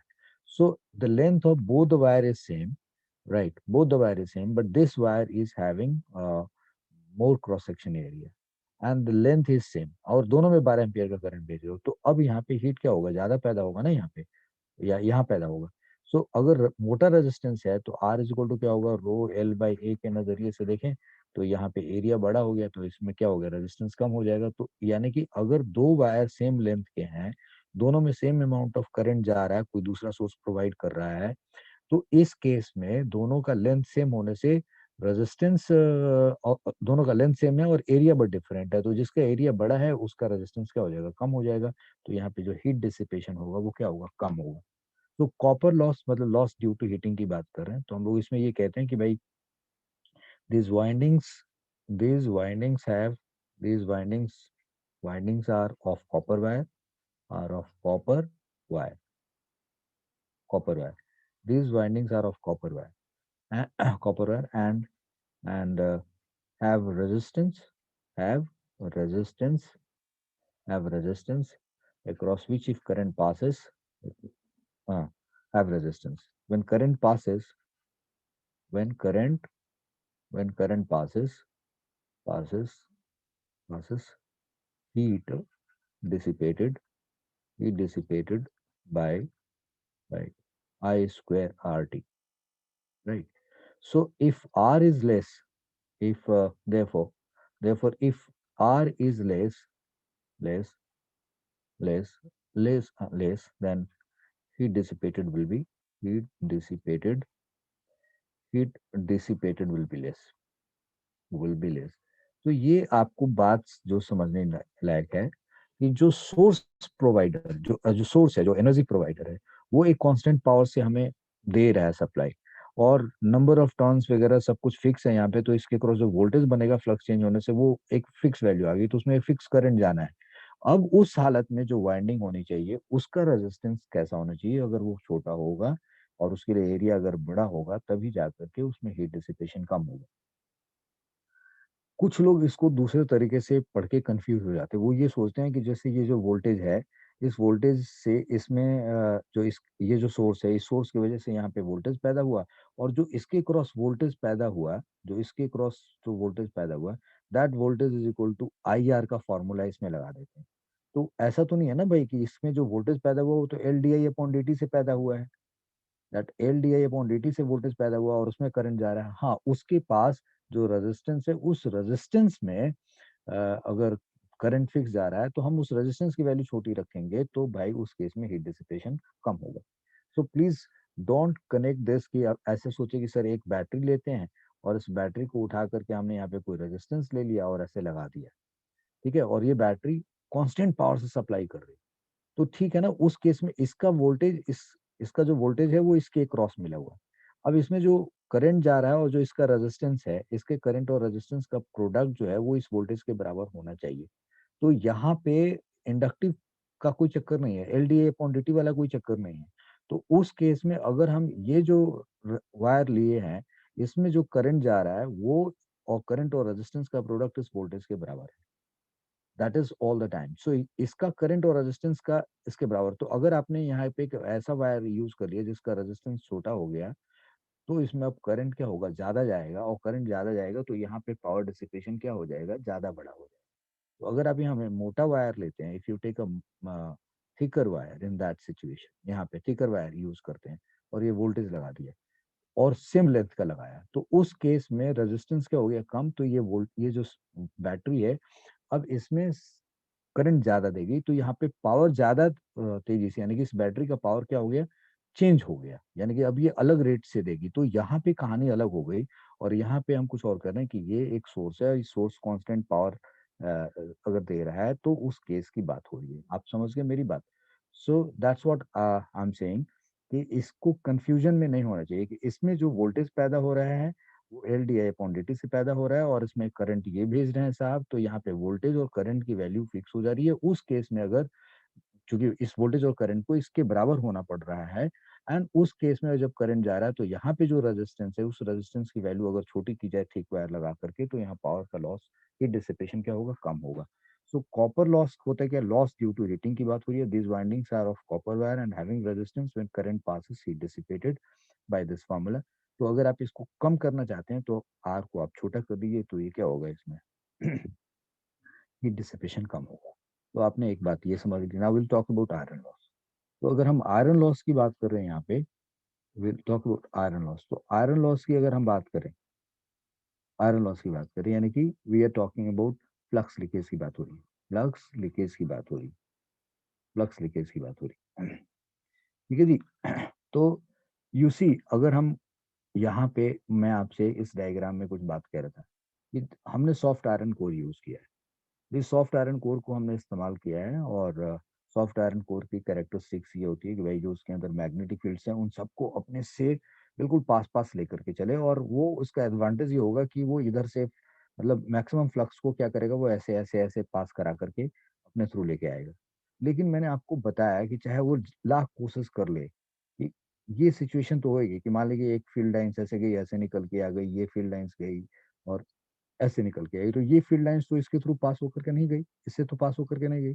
तो उस केस में ये हमारे लिए क्या होगा, फ्लक्स लीकेज हो जाएगा। फ्लक्स लीकेज हो जाएगा, तो भाई उस केस में पर टर्न जो इन पर टर्न जो प्राइमरी टर्न और सेकेंडरी, प्राइमरी वाइंडिंग और सेकेंडरी वाइंडिंग के पर टर्न पे जो हम लोग D five on D T से इंड्यूस्ड ईएमएफ निकाल रहे थे, वो दोनों में सेम नहीं होगा। फिर दोनों में सेम नहीं होगा तो फिर आप आगे बढ़ ही नहीं पाएंगे, फिर आपके लिए बड़ी दिक्कत हो जाएगी उस केस में। So this is what we are trying to say, कि ये फ्लक्स लीकेज रोकने के लिए क्या करेंगे भाई, कि ये तो फ्लक्स लीकेज होएगा, और इस फ्लक्स लीकेज को रोकने के लिए अब क्या करेंगे। तो इस फ्लक्स लीकेज को रोकने के लिए तरीका ये है, क्योंकि यहाँ पे जो सर्किट हमने यूज किया है, जो कोर यूज किया कुछ इस तरीके के अरेंजमेंट में किया और यहाँ पे फ्लक्स लीकेज होने के चांसेस बहुत ज्यादा है. So to avoid this flux leakage, आप समझ में आ गया कि भाई यहाँ फ्लक्स लीकेज का क्या मतलब है. सो फ्लक्स लीकेज हो रहा है तो इस फ्लक्स लीकेज को बचाने के लिए you see what actually we do is we do it like this. हम कुछ ऐसा करते हैं.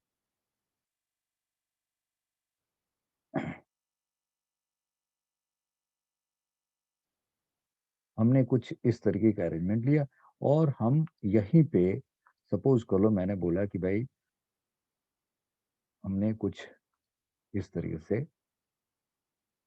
ध्यान से देखिए,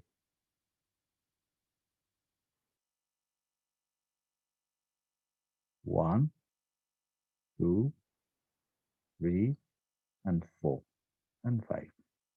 ये हमने बोला कि भाई ये हमारा प्राइमरी सोर्स है, इसके साथ हमने इसको अटैच करी, ये प्राइमरी कॉइल होगी. अब हम यहीं पे क्या करें, आप लोगों को मेरे ख्याल से ये दिखाई दे रहा होगा.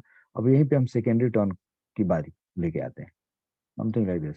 और 1 2 3 4 5 6 7 8 9 10 11 11 12 13 14 15 ऐसे कर लेते हैं. तो अब अगर हम इस तरीके से कर देते हैं तो अब क्या होगा if we do it like this.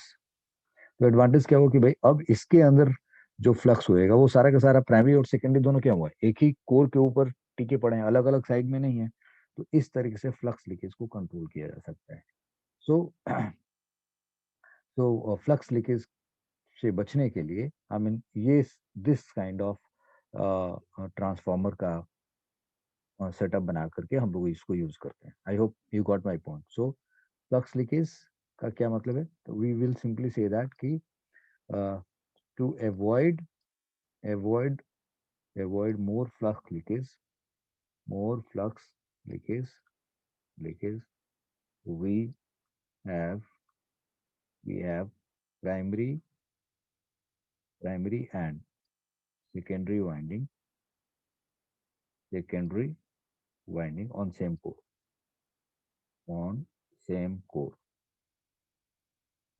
एक ही पे हम लोग इसको यूज कर लेते हैं. तो ये इस तरीके से फ्लक्स लीकेज हमारा बच सकता है. Now there is eddy current loss की बात हो रही है. तो अब एडी करंट लॉस की अगर हम बात करें,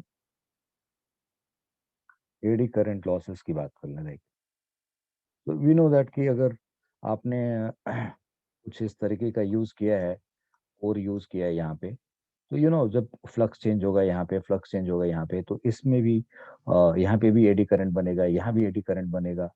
देर इज अ पॉसिबिलिटी कि भाई यहाँ पे भी एडी करंट होगा, यहाँ भी एडी करंट होगा, यहाँ भी एडी करंट हो सकता है, यहाँ भी एडी करंट हो सकता है. यानी कि इस तरीके से एडी करंट इन सब जगहों पे होने की वजह से हमारा बहुत सारा एनर्जी लॉस हो सकता है. तो अब उस एडी करंट से बचने के लिए हम लोगों ने क्या किया था, इफ यू रिमेम्बर, मैंने आपको यहाँ पे दिखाया था कि इफ यू कैसे हमने क्या किया था, यहाँ पे लेमिनेटेड आयरन कोर का इस्तेमाल किया था. If you remember like this, ऐसे ऐसे हमने निकाल के दिखाया आपको. ये क्या किया हमने कि अगर हमने इसको इस ये जैसे मैंने बताया कि ये कोर है, हमने इस कोर को इसको ये जो कोर है इसको हमने बढ़िया से वार्निश कर दिया और लेमिनेट कर दिया. और फिर उसके बाद एक दूसरा हमने ऐसे लेके आया, उसको भी वार्निश किया, लेमिनेट किया, उसके पीछे रख दिया. फिर तीसरा भी हम उठाए और उसको भी उसके ला करके वार्निश करके लेमिनेट करके ऐसे रख दिया. तब उस केस में चूंकि हमने इनको लेमिनेट कर दिया, इंसुलेट कर दिया, तो ऐसे सिचुएशन में एडी करंट बन नहीं पाता है. सो एडी करंट का लॉस के बारे में हम बात कर रहे थे. So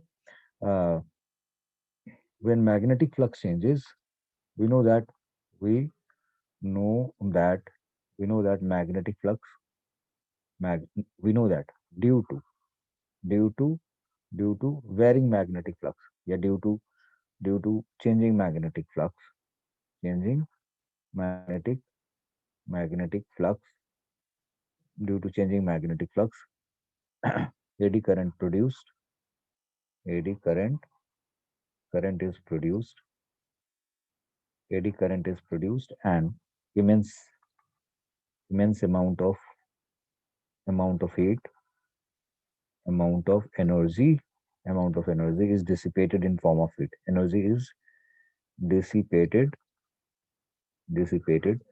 form of heat, form of heat. तो इससे अगर हमें बचना है तो क्या करेगा?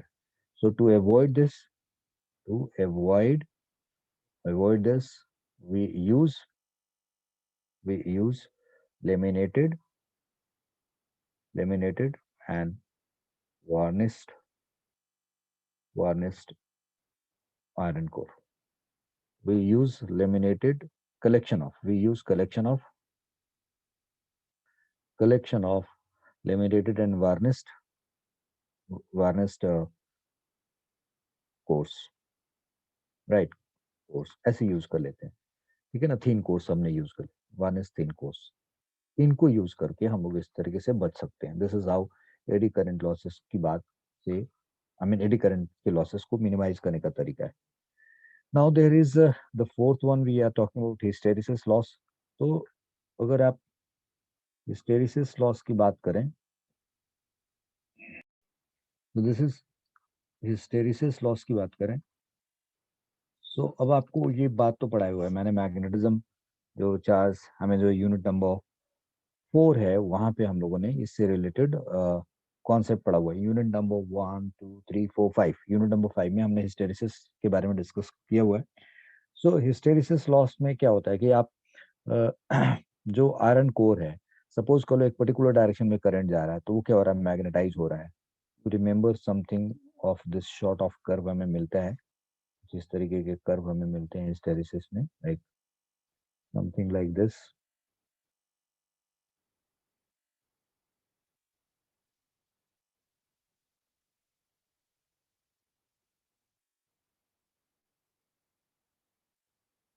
कुछ इस तरीके का हमें हिस्टेरिसिस कर्व मिलता है।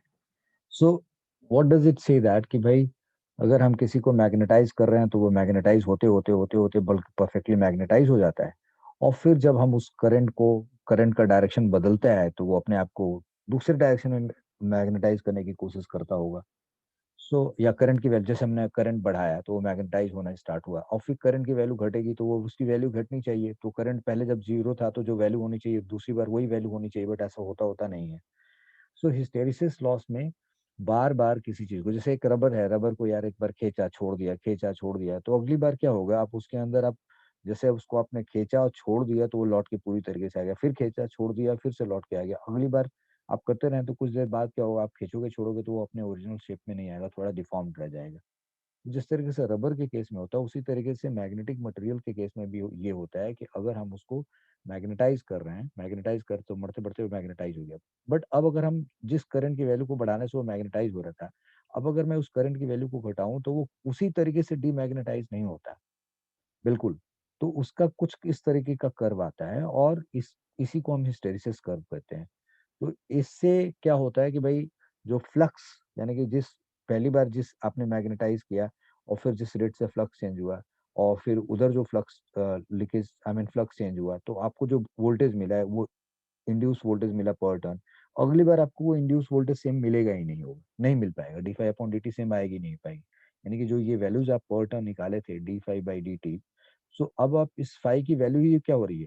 बी इंटू ए होता है, बी ही चेंज होता जा रहा है, तो ये फाइव डिक्रीज होता जा रहा है, तो ये induce repetitive magnetization, magnetization and demagnetization, demagnetization, demagnetization। सो बार बार ऐसे करने की वजह से लॉस हो जाता है। तो इस उससे बचने का तरीका क्या है? To avoid this we need to use such a material, we need to use such a material for which hysteresis loss is less, hysteresis loss is less। यानी कि जिसका ग्राफ ये बहुत बड़ा नहीं छोटा आता है, वो समथिंग लाइक दिस। यानी कि जिसका एरिया अंडर कर्व, यानी कि अगर एक एक आपने ऐसे बनाया और किसी का हिस्टेरिसिस कर्व कुछ इस तरीके से आ रहा है, सो यहाँ पे जो एरिया है वो क्या हो गया? बड़ा हो गया।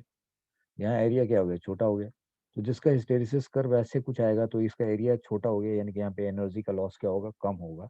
तो we will use such kind of material, and soft iron core is far better for such kind of thing, तो इसीलिए हम लोग सॉफ्ट आयरन कोर को यूज करते हैं। So due to this four reason से एनर्जी का लॉस होता है, जिसकी वजह से इनपुट आउटपुट को हम लोग बराबर नहीं करते, बट प्रैक्टिकली ये होना ही होना है। तो आप कॉपर लॉस या आयरन लॉस या हिस्टेरिसिस लॉस या एडी करंट के लॉस को काफी हद तक मिनिमाइज किया जा सकता है, बट हिस्टेरिसिस लॉस को बहुत हद तक मिनिमाइज नहीं किया जा सकता। It is bound to happen. So that is why we say that कि थियोरिटिकली तो हम लोगों ने यहाँ पे बात कही कि भैया practically there is a loss of energy and therefore efficiency की बात करेंगे, और प्रैक्टिकली ये होता है, और आइडियली वी नो दैट कि अगर कोई इनपुट और एनर्जी का लॉस नहीं है तो ये कहानी बनेगी हमारे पास। तो इस तरीके से हमने ट्रांसफार्मर के बारे में, एनर्जी लॉस और उसके बारे में पढ़ लिया। अब आपको एक छोटा सा लाइक कंडीशंस की बात हो रही है। सपोज कर लो कि मैं आपसे ये कहना चाह रहा हूँ कि अगर कोई डीसी सोर्स से आप दूर तक, सपोज कर लो ये एक डीसी सोर्स है, just I am giving example, ये डीसी सोर्स है, और इस डीसी सोर्स से आप कोई सप्लाई, सपोज करो ये डीसी सोर्स है, इस डीसी सोर्स से आप एनर्जी भेज रहे हैं ऐसे, आई mean this DC source is being used, और सपोज करो यहाँ तुम्हारा घर है, ये डीसी सोर्स है, और ये तुम्हारा घर है, ये घर है, और इस घर को ऐसे कनेक्ट कर दो सर्किट में। जब ये डीसी सोर्स यहाँ पे करंट सप्लाई करेगा, तो भाई इसमें जब ये करंट जाएगा तो रास्ते में ये सब जो रेजिस्टेंस है उन सबके क्रॉस वोल्टेज खर्च होता जाएगा, फिर यहाँ पे एक वोल्टेज मिलेगा, और इसी वोल्टेज को आप यूज करके क्या कर सकते हैं, this voltage can B this voltage can be used for your home. यानी कि इस तरीके से, यानी कि अगर डीसी सोर्स से आप करंट सप्लाई करोगे तो आपके घर तक जो एनर्जी आएगी वो रास्ते में जितने बाकी लोग हैं उन सबको जगह पे जो एनर्जी कंज्यूम होने के बाद आपके पास पहुंचेगी। सपोज कर लो, अब ऐसा तो पॉसिबल नहीं है कि भाई अगर मान लिया जाए कि आपके घर के साथ एक दूसरा घर भी यहाँ पे लगा दिया जाए, पड़ोस वाला घर भी लगा दिया, ऐसे लगा दिया तो वोल्टेज क्या होगा, डिस्ट्रीब्यूट हो जाएगा कुछ इस तरीके से।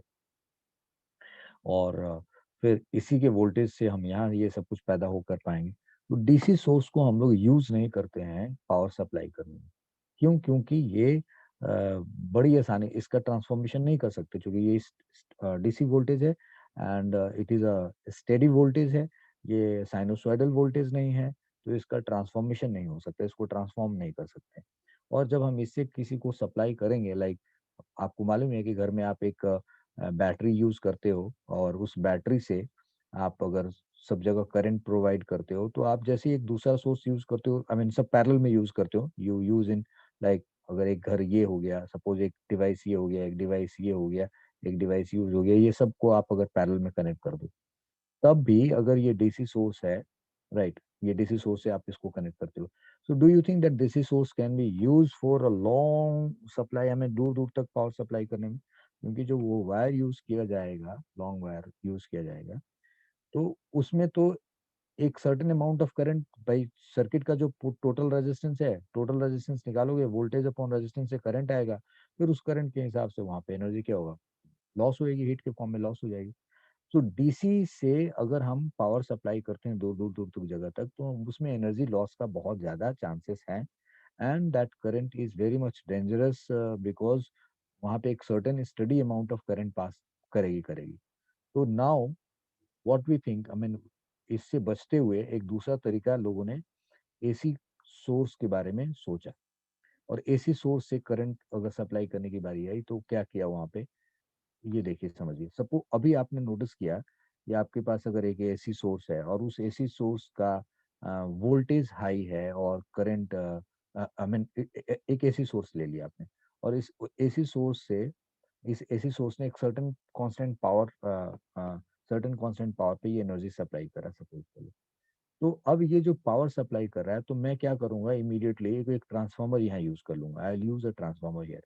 और इस ट्रांसफार्मर को यूज करके, ये एसी सोर्स है, तो मैं यहाँ पे एक ट्रांसफार्मर यूज करिए, और ये ट्रांसफार्मर यूज करके मैं क्या करूंगा, सपोज करो इट हैज एक 200 या 500 वोल्टेज, 500 वोल्ट और वर्चुअल वोल्टेज, और इस पे सपोज करो मैंने 10 एम्पियर का करंट या 20 एम्पियर का करंट रख लिया। मैंने बोला कि ये एसी सोर्स का वर्चुअल वोल्टेज ये है, और ये वर्चुअल करंट है, इस तरीके से ये करंट सप्लाई कर रहा है। तो 500 इंटू 20 कितना हुआ बेटा, दैट इज 1000, और दैट इज 10, कुछ इस तरीके से रिजल्ट आ गया। सो यू नो 10,000 वाट आप energy per unit time supply कर रहे हैं। अब अगर ये 20 एम्पियर का करंट अगर काफी दूर तक के वायर में जाएगा, तो lot of heat will be dissipated, energy का नुकसान हो जाएगा। तब हमने क्या किया, एक ट्रांसफार्मर यहाँ पे यूज किया, और वो ट्रांसफार्मर ने क्या किया हमारे लिए, the transformer has done what, कि ये 500 वोल्ट और 20 एम्पियर जो था, इसको बहुत बड़े वोल्टेज में कन्वर्ट कर दिया, स्टेप अप कर दिया। लेट सपोज मैं यहाँ पे इस 500 वोल्टेज को हमने 50,000, 50,000 50,000 वोल्ट पे कन्वर्ट कर दिया, स्टेप अप करके नंबर ऑफ टर्न्स बढ़ाकर। अब इसमें जो ये अगर 50,000 वोल्टेज हो गया, और ये टोटल कितना है 10,000 सपोज को, तो अब ये जो 10,000 हमारे पास मिलेगा, 10,000 को आपने क्या किया, 50,000 पावर था आपके पास, अब इसमें आपको करंट की वैल्यू लेनी पड़ेगी। तो अब करंट की वैल्यू क्या आएगी भाई, 1/5 एम्पियर। अब चाहो तो उसकी वैल्यूज को और वोल्टेज को और बढ़ा सकते हो। अब करंट क्या हो गया, 1/5 एम्पियर। पहले करंट कितना जाता था, 20 एम्पियर। अब ये I/5 एम्पियर, 1/5 एम्पियर बहुत दूर तक के वायर में जाएगा। तो एक तो इसमें जब जाएगा, तो यहाँ पे जो लॉन्ग वायर है, इसके में जो रेजिस्टेंस है, यहाँ से जो एनर्जी वेस्टेज है, वो क्या होगा, बहुत कम हो जाएगी। वहाँ पे जब वो पहुंचेगा करंट, तो फिर वहां पे हम क्या करेंगे, एक दूसरा ट्रांसफार्मर यूज करके, और हम अब फिर, चूंकि हमें तो ये तो करंट बहुत कम है, अब हमारे घर में इतना कम एम्पियर करंट अगर आएगा तो शायद हमारा काम ना चले, तो अब यहाँ पे एक दूसरा ट्रांसफार्मर हम लोग यूज करेंगे। और उस ट्रांसफार्मर को, ये जैसे स्टेप अप था, तो अब यहाँ पे स्टेप डाउन ट्रांसफार्मर यूज कर लेंगे। और फिर उसको कन्वर्ट करके, लेट सपोज 50,000 से हम उसको कन्वर्ट करके 240, और 240 वोल्ट पे, और फिर कोई करंट की वैल्यू निकाल दी, उस पे हमने लेके आ गए। तो अब हमारे पास कुछ इस तरीके का सिचुएशन बन जाएगा। और फिर हम लोग उसको अपने मतलब अपने घर के आजू बाजू के ट्रांसफार्मर के पास हम कुछ इस तरीके के वोल्टेज को लेके आएंगे, स्टेप डाउन से उसको स्टेप डाउन करेंगे। And then this can be further, like आपके घर में या उसके घर में या उसके घर में जाएगा, तो जो करंट यहाँ पे है उस करंट की डिवीजन हो जाएगी। फिर भी सबके घरों में एक प्रॉपर अमाउंट ऑफ करंट चला जाएगा, जिससे कि आपका डिवाइस प्रॉपरली फंक्शन करे। So what I wanted to say that कि AC alternating current alternating current को बहुत दूर तक भेज करके हम आसानी से भेज सकते हैं। और दूसरी बड़ी बात ये कि उसमें हमारा एनर्जी वेस्टेज क्या होगा, कम होगा। So this is why we have preferred alternating current. और ऑल्टरनेटिंग करंट को हम लोग यूज करते हैं ट्रांसमिशन में, यानी कि आपके घर में जो करंट आ रहा होता है, आपके घर में जो करंट, जो आपकी जो ट्यूब लाइट होती है, या जो आप ऑल द स्विचेज जिन सब में करंट आ रहा होता है, वो सब के सब ऑल्टरनेटिंग करंट है। लेकिन जो डिवाइसेस आप यूज करते हैं, जिन डिवाइसेस में जो एक स्टडी वोल्टेज से इस्तेमाल होता है, तो उन सब में एसी को डीसी में कन्वर्ट करने वाला डिवाइस लगा होता है। जैसे टेलीविजन है, तो उस टेलीविजन में एसी को डीसी में कन्वर्ट करके, और फिर उस टेलीविजन को ऑपरेट किया जाता है। तो इस तरीके से इन सब के लिए एक इन सब के लिए अंदर अंदर में कन्वर्टर लगा होता है, जो एसी को डीसी में कन्वर्ट करता है। और जिसके ऊपर नहीं होता था, तो आपने पुराने जमाने में देखा होगा कि जैसे अभी भी एसी के साथ एक स्टेबलाइजर मिलता है। वो स्टेबलाइजर क्या करता है, उस वोल्टेज को जो आ रहा होता है उसको रेगुलेट करके, और एक सप्लाई करके एसी को एक प्रॉपर एसी जो आपके घर में जो एयर कंडीशन लगा हुआ है, उसको जो वोल्टेज चाहिए, वो वोल्टेज वो कन्वर्ट करके देता है, और एक फिक्स वोल्टेज उसको प्रोवाइड करता है, ताकि वो बहुत अच्छे अच्छे से काम करे। So what I mean to say here, मैंने यहाँ पे ये डिस्कस करने की कोशिश की कि अगर डीसी को हम, चूंकि वो साइनसोइडल फंक्शन है नहीं, और उसको हम ट्रांसफार्मर से कन्वर्ट नहीं कर सकते, क्योंकि आप डीसी यूज करेंगे तो भाई करंट वेरी ही नहीं करेगा, फ्लक्स चेंज ही नहीं होगा, ईएमएफ इंड्यूस ही नहीं होगा, तो वो सारा फंडा बेकार हो जाएगा।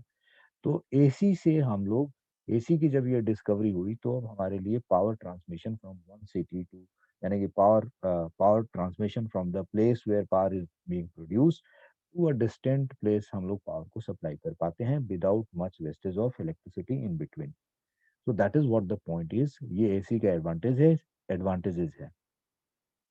आप समझ गए मेरी इस बात को, यस। तो अब हम लोग सीधा सीधा एक दो न्यूमेरिकल करेंगे, और उसके बाद हम लोग इस टॉपिक को लॉक करेंगे। तो let's go for a numerical. So we have this question, a power transmission line fits input power transmission lines fits input power at 2300 volt to a step down transformer with its primary winding having 4000 turns. What should be the number of turns in secondary in order to get output power at the rate of 230 volt. At output power at 230 volt. You see, we will just do it like this. हम एक छोटा सा ये एक just to realize what we are trying to talk about is ये हमने एक not this, we will take this one.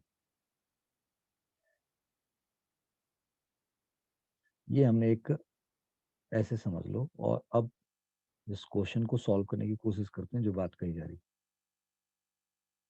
ठीक है जी। सपोज कर लो कि ये आपने winding power transmission line fits input power at 2300 volt to a step down transformer with its primary winding at 4000 turns. तो यानी कि यहाँ पे जो नंबर ऑफ टर्न्स है, यहाँ पे जो नंबर ऑफ टर्न्स है, यहाँ पे जो नंबर ऑफ टर्न्स है, that number of turns are 4000। और इससे आपने कोई इनपुट सोर्स है, इससे आप पावर फिट दे रहे हैं। और अब यहाँ आउटपुट जो है आपको निकाल के लेके आना है 230 वोल्ट का। हियर यू वांट 230 वोल्ट का आउटपुट वोल्टेज होना चाहिए। और आप यहाँ पे 2300 का power transmission line fits input power जो यहाँ पे दिया जा रहा है, input power at 2300 volt to a step down transformer. तो हम यहाँ पे 2300 वोल्ट इसको दे रहे हैं, यानी कि यहाँ पे हम 2300 वोल्ट दे रहे हैं, समथिंग लाइक दिस। और इसमें 4000 हमारे पास क्या है, 4000 वाइंडिंग्स है। मतलब ये एक ट्रांसफार्मर है। इस ट्रांसफार्मर में यहाँ प्राइमरी वाइंडिंग पे 4000 टर्न्स है। ये सोर्स है, ये कह रहा है कि मैं 2300 वोल्ट के रेट पे अपना ये पावर सप्लाई कर रहा है, 2300 वोल्ट दे रहा है। तो ये जो 2300 वोल्ट होगा वही इसके क्रॉस 2300 वोल्ट पैदा होगा। तो पर टर्न यहाँ पे वोल्टेज कितना होना चाहिए?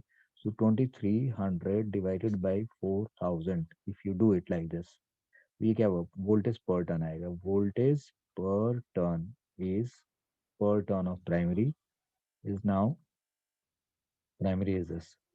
तो ये सॉल्व करके क्या आ गया भाई, 23/4 आ गया।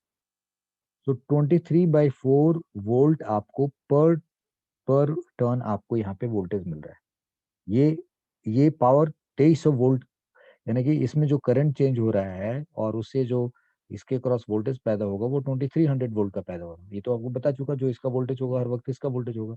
तो अगर आपने इसको वर्चुअल वोल्टेज 2300 दिया तो यहाँ पे भी वर्चुअल वोल्टेज 2300 बनेगा। एंड दैट 2300 डिवाइडेड बाई 4000 करेंगे तो पर टर्न आपको ये वोल्टेज मिलेगी। एंड चूंकि इस क्वेश्चन को पढ़ने पे कहीं पे भी फ्लक्स लीकेज या एनर्जी लॉस के बारे में कोई आइडिया नहीं है, सो हम ये मान के चलेंगे कि no energy loss, no energy loss है, यहाँ पे कोई एनर्जी लॉस नहीं है, no energy loss and flux leakage. तो अब अगर कोई फ्लक्स लीकेज नहीं है, एनर्जी लॉस नहीं है, तो इसका मतलब कि पर टर्न यहाँ पे जितना वोल्टेज होगा यहाँ भी सेकेंडरी के अक्रॉस भी पर टर्न वोल्टेज क्या होनी चाहिए, same.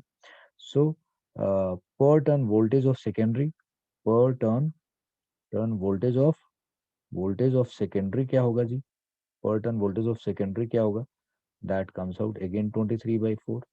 So number of turns, let so number of turns in secondary क्या हुआ, therefore ns is equal to uh, therefore therefore to find ns, yeah we will say 23/4। therefore output voltage अगर हम निकालें, output voltage अगर निकालें तो वो क्या होना चाहिए, तो आउटपुट वोल्टेज होना चाहिए that is number of turns in secondary, और जो पर टर्न का वोल्टेज यहाँ पे 23/4। और ये कितने के बराबर दे रखा है, this is being given to you 230। ये कितना है, 230 के बराबर दे रखा है, this is being given to you 230।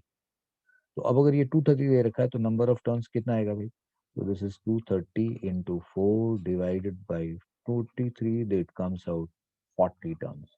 सो इसका मतलब इसमें सिर्फ 40 टर्न होने चाहिए। तो इस तरीके से ये आंसर निकल के आया आपके पास 40 turn. Why we have called it step down transformer?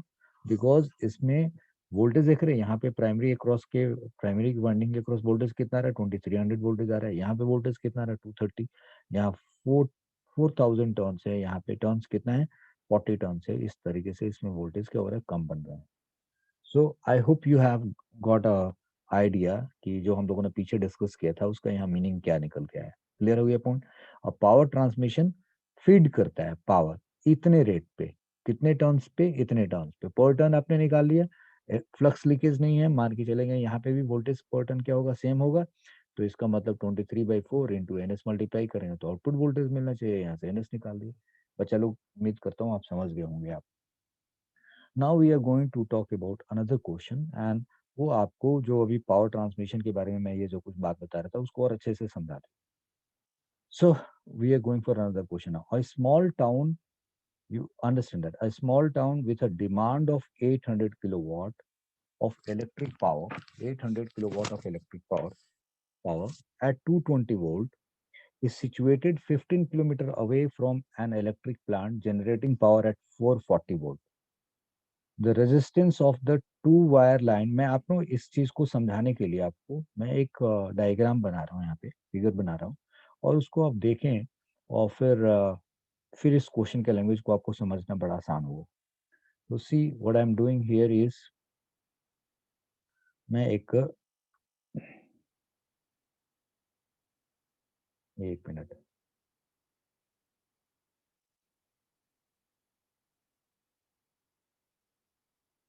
आप देखते चाहिए कि कैसे ये बन रहा है। और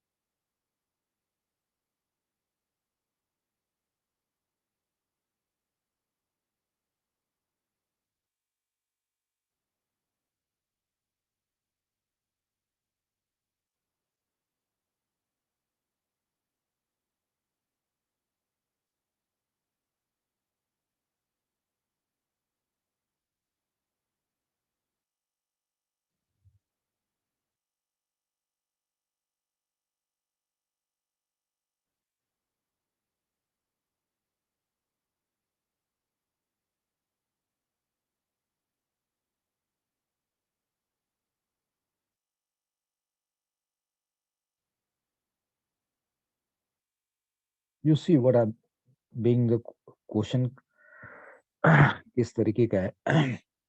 ये एक ट्रांसफार्मर है जो हमारे टाउन में है, this is the transformer of town. ठीक है, टाउन ट्रांसफार्मर कह दिया हमने इसको, टाउन ट्रांसफार्मर कह दिया। और ये ट्रांसफार्मर पावर स्टेशन जहाँ पावर प्रोडक्शन हो रहा है, transformer at power production, transformer at power production, power production center, production center. Suppose एक बेसिक बात आपको करके समझा रहा हूँ। तो ये एक ट्रांसफार्मर है, यहाँ पे जो पावर पैदा हो रहा है वो 440 वोल्ट पे पैदा हुआ है। ये सब क्वेश्चन में वर्चुअल वोल्टेज दे रखा है, जहाँ भी वोल्टेज दे रखा है वर्चुअल वोल्ट दे रखा है। और आपको ये समझ में आना चाहिए, और ये बात मैंने आपको स्टार्टिंग में समझा रखी है कि यहाँ पे ये बात मैंने हाईलाइट की थी, इफ यू रिमेम्बर। देखो जी, ये जो इनपुट और पावर और आउटपुट पावर पढ़ रहे हैं, ये सब क्या है, virtual voltage and virtual current की के टर्म्स में। तो ये आपको बात पता होनी चाहिए, ये अच्छे से समझा दिया गया। Now look at this here. तो 440 वोल्ट पे पावर प्रोड्यूस हो रहा है, बट उस पावर को प्रोड्यूस करने के बाद हम उसको बाहर, यानी कि सपोज कर लो टाउन ट्रांसफार्मर के पास, यहाँ पे हमें उस एनर्जी को भेजना है, तो उसको हम लोग स्टेप अप कर देते हैं। What we call it step up transformer, हमने यहाँ पे यूज किया, स्टेप अप ट्रांसफार्मर यूज किया। तो ये 440 वोल्ट को हमने बहुत हाई वोल्टेज पे क्या कर दिया, यहाँ पे पैदा कर दिया। So it's voltage has been, I don't know what is that, let's suppose this voltage is x.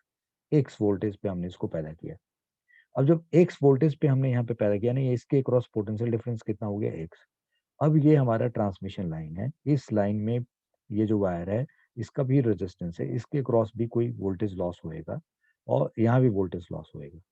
और इसके क्रॉस जो वोल्टेज मिलेगा, यानी कि कुल मिला के जैसे यहाँ पे लॉस हो गया, इसका लॉस हो गया, तो सपोज कर लो इस एक्स की कोई वैल्यू होती होगी, जैसे ये 440 वोल्ट है तो इस एक्स की कुछ वैल्यू होती होगी।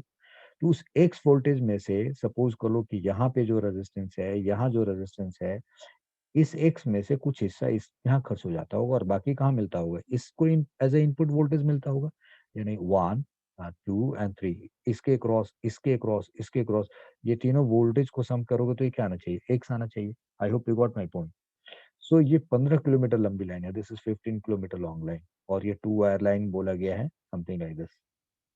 तो 15 किलोमीटर का ये है, और फिर इसको हाँ, यानी कि इस एक्स एक्स में से कुछ वोल्टेज यहाँ, कुछ यहाँ खर्च हो जाता होगा, कुछ इसको मिलता होगा, और जो इसको मिलता होगा वोल्टेज, उस वोल्टेज को जो यहाँ पे वोल्टेज मिलता होगा, उस वोल्टेज को ये फर्दर स्टेप डाउन करता है।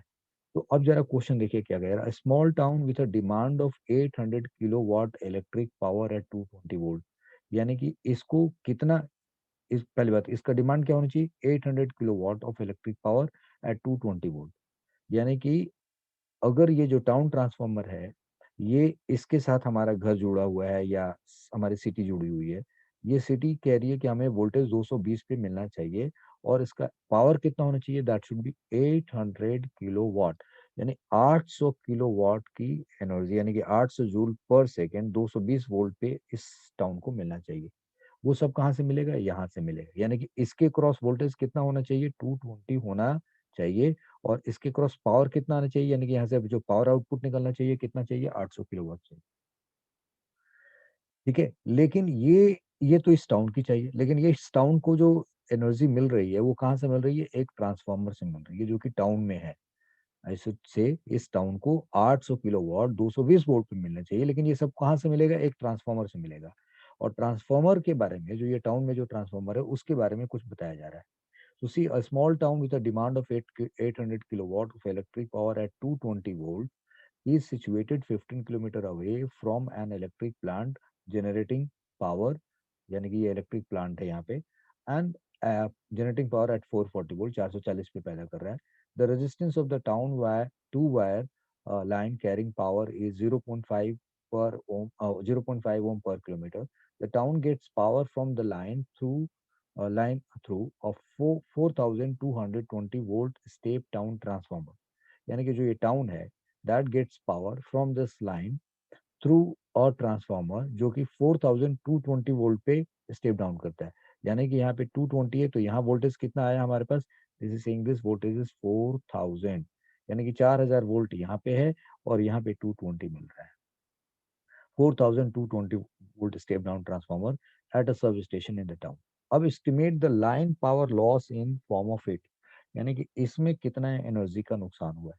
तो बेटा जी, ये एक्स वोल्टेज है, इस एक्स में से आपको यहाँ पता चल गया, इसको आपने कितना वोल्टेज दिया, 4000 दिया। तो एक्स में से 4000 तो यहाँ खर्च हो गया, बाकी इस 15 किलो ओम, 15, सॉरी 15 किलोमीटर, यानी कि 15 किलोमीटर ये और 15 किलोमीटर, यानी कि 30 किलोमीटर वायर के क्रॉस भी एनर्जी का लॉस होएगा, वोल्टेज लॉस वहां पे भी होगा। तो अब ये तो आपको मालूम होगा कि जो करंट ऐसे जा करके और ये करंट ऐसे लौट करके जो आएगा, ये करंट सेम होगा, this current will be same. तो 4000 वोल्ट पे 4000 वाले को 4000 वोल्ट वाले को कितना करंट मिल रहा है, how much current it is getting, यानी कि 4000 तो इसको इनपुट वोल्टेज मिल रहा है, but we don't know how much this input current is. चलो जी, मान लेते हैं हमें इसका इनपुट करंट नहीं मालूम है, we don't know how much input current is. तो चलो हम इसके लिए जस्ट फॉर इस ट्रांसफॉर्मर के लिए निकालते हैं। For we are trying to solve this question. So for this, for town transformer, for town, देखो जी, फॉर टाउन ट्रांसफॉर्मर, तो टाउन ट्रांसफॉर्मर की बात करोगे आप, वो town transformer. So input is equal to, क्योंकि अब देखो कहीं पे भी आपको पावर लॉस के बारे में क्या कहा गया है, मान यहाँ पे कहा जा रहा है how much power must the plant supply assuming no power loss due to leakage. मतलब कहीं पे भी कोई पावर का लॉस नहीं हो रहा है, ये मान के चलेंगे आप। Okay, so input power should be equal to output power. आप ये मान के चलें कि भाई input power is output power, ये मान लें। तो आउटपुट पावर आपने क्या बोला, वो बोला आपने कि मुझे चाहिए 800 किलोवाट, 800 किलोवाट चाहिए आपको। यू सेड ना कि 800 किलोवाट चाहिए, ये पावर होना चाहिए 800 किलोवाट। और इनपुट पावर भी उसके बराबर होनी चाहिए। और इनपुट पावर के लिए वैल्यूज क्या लिख लेंगे, तो भाई 4000, this is what you have said कि जो यहाँ पे इनपुट पावर आएगा वो 4000 इंटू करंट होगा। सो that is 4000 into the current, ये करंट ले ली। यानी कि ये टाउन ट्रांसफार्मर में जो करंट पास हुआ वो करंट की बात हो रही है, यानी कि इनपुट करंट है। और जो करंट इसमें होएगा वही करंट इन सब में गुजरेगा, यानी कि something like this is how it is going to happen. यानी कि यही लाइन करंट होगा, यानी कि दिस इज आई लाइन, मतलब लाइन में जो करंट पास हो रहा है वो ये होगा। सो 4000 into this, I hope you got my point. So this is 4000 into I in town transformer, town transformer का में ये होगा, यही आई लाइन होगा, समथिंग लाइक दिस। अब आप यहाँ से आई लाइन निकाल सकते हैं।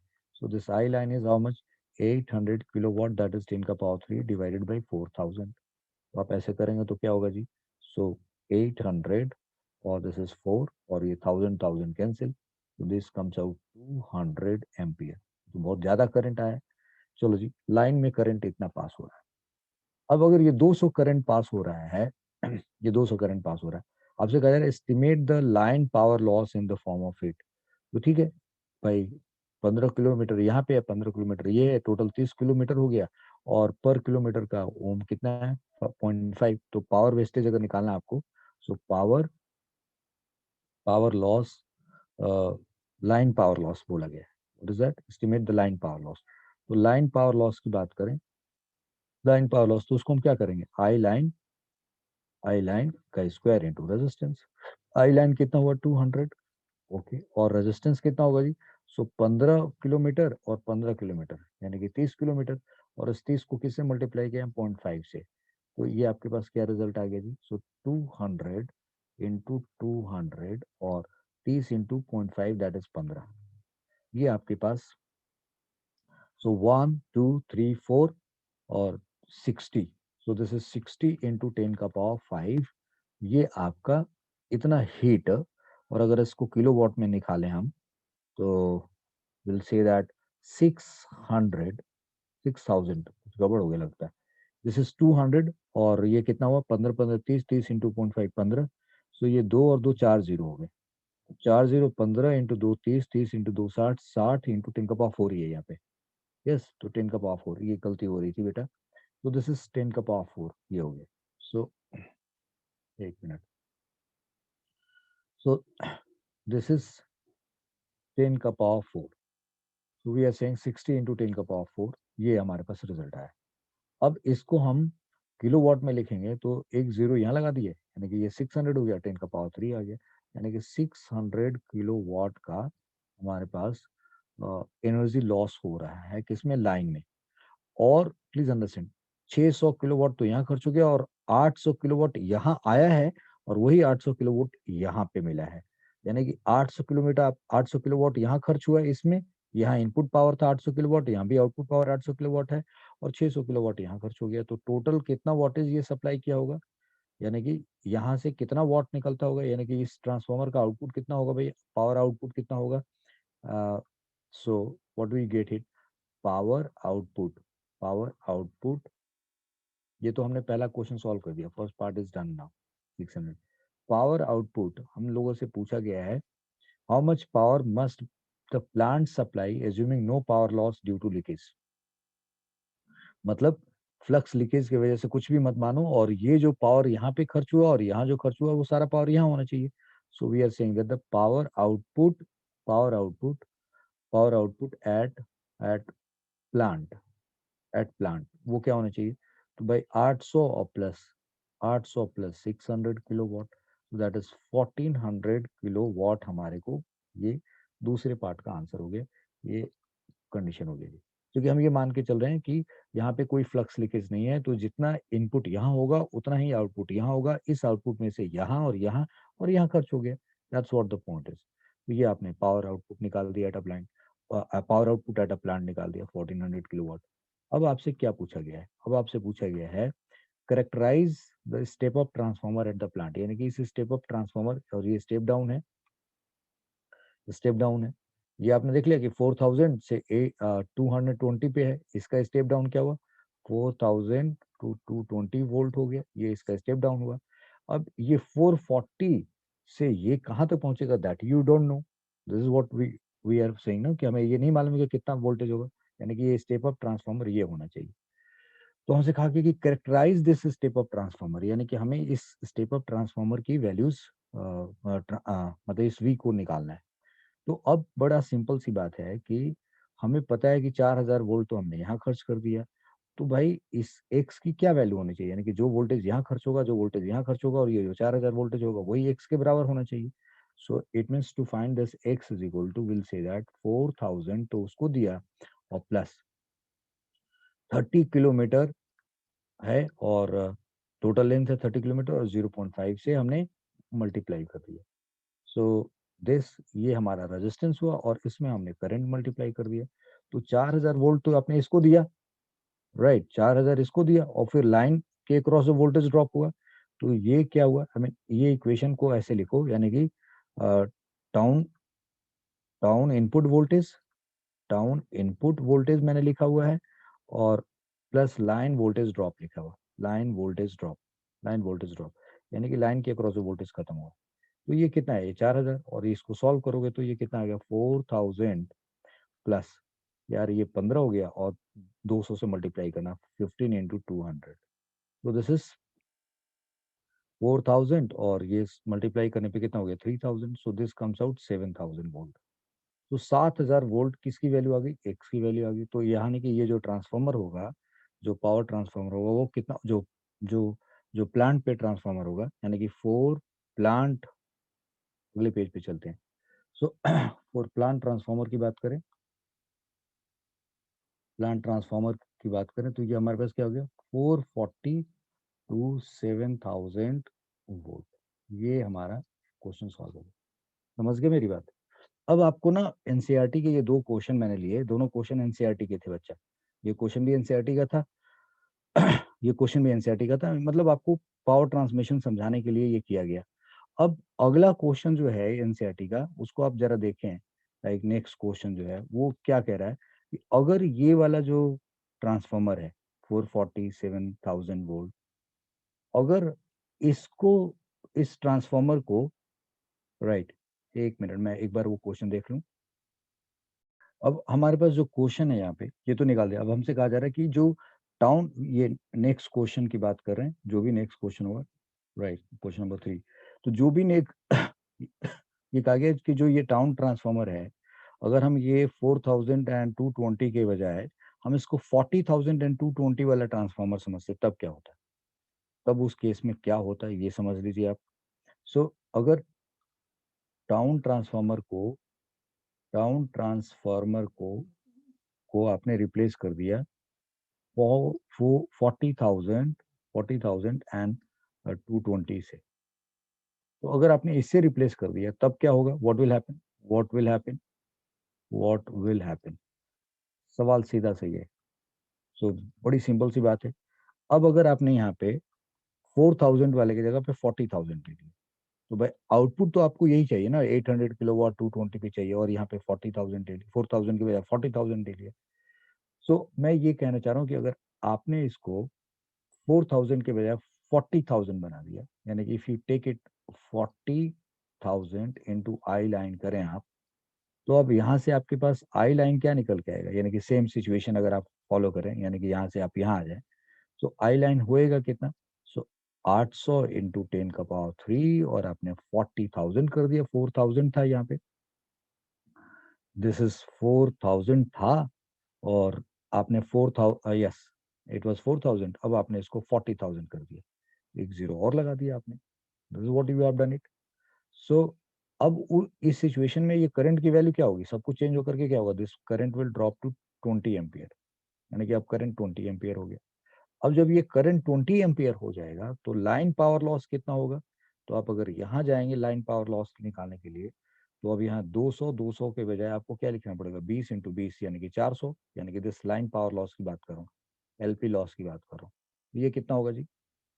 सो दिस इज 20 इंटू 20 यानी कि 400, 400 इंटू 15 यानी कि 400 इंटू 15 टोटल आ गया जी। सो 15 इंटू 4 60, यानी कि 6,000 किलोवाट में लिखेंगे तो 6 किलोवाट आ गया, यानी कि 6 किलोवाट का यहाँ पे एनर्जी लॉस हो गया। ओके जी। अब अगर 6 किलोवाट का एनर्जी लॉस यहाँ पे हो रहा है और 800 आपको चाहिए, तो ये आंसर कितना हो जाएगा, 806 किलोवाट हो जाएगा। अब 806 किलोवाट आपको यहाँ पे चाहिए, ठीक है जी। और अब यहाँ पे ये कितना हो गया, 40,000 हो गया।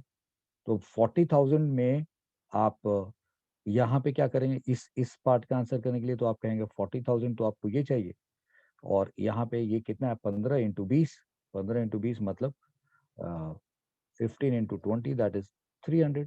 तो आपके पास ये 300 आ गया, यानी कि आपके पास ये 40,300 का वोल्टेज हो गया।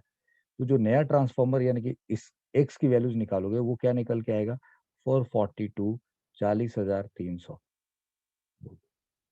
आई hope you got my point. तो इस तरीके से अगर आप ये चेंज करते हो तो सारी वैल्यूज क्या चेंज हो गई। तो लाइन पावर लॉस कितना आ गया, लाइन पावर लॉस आ गया जी 6 kilowatt, line power loss is 6 kilowatt आ गया, ठीक है जी।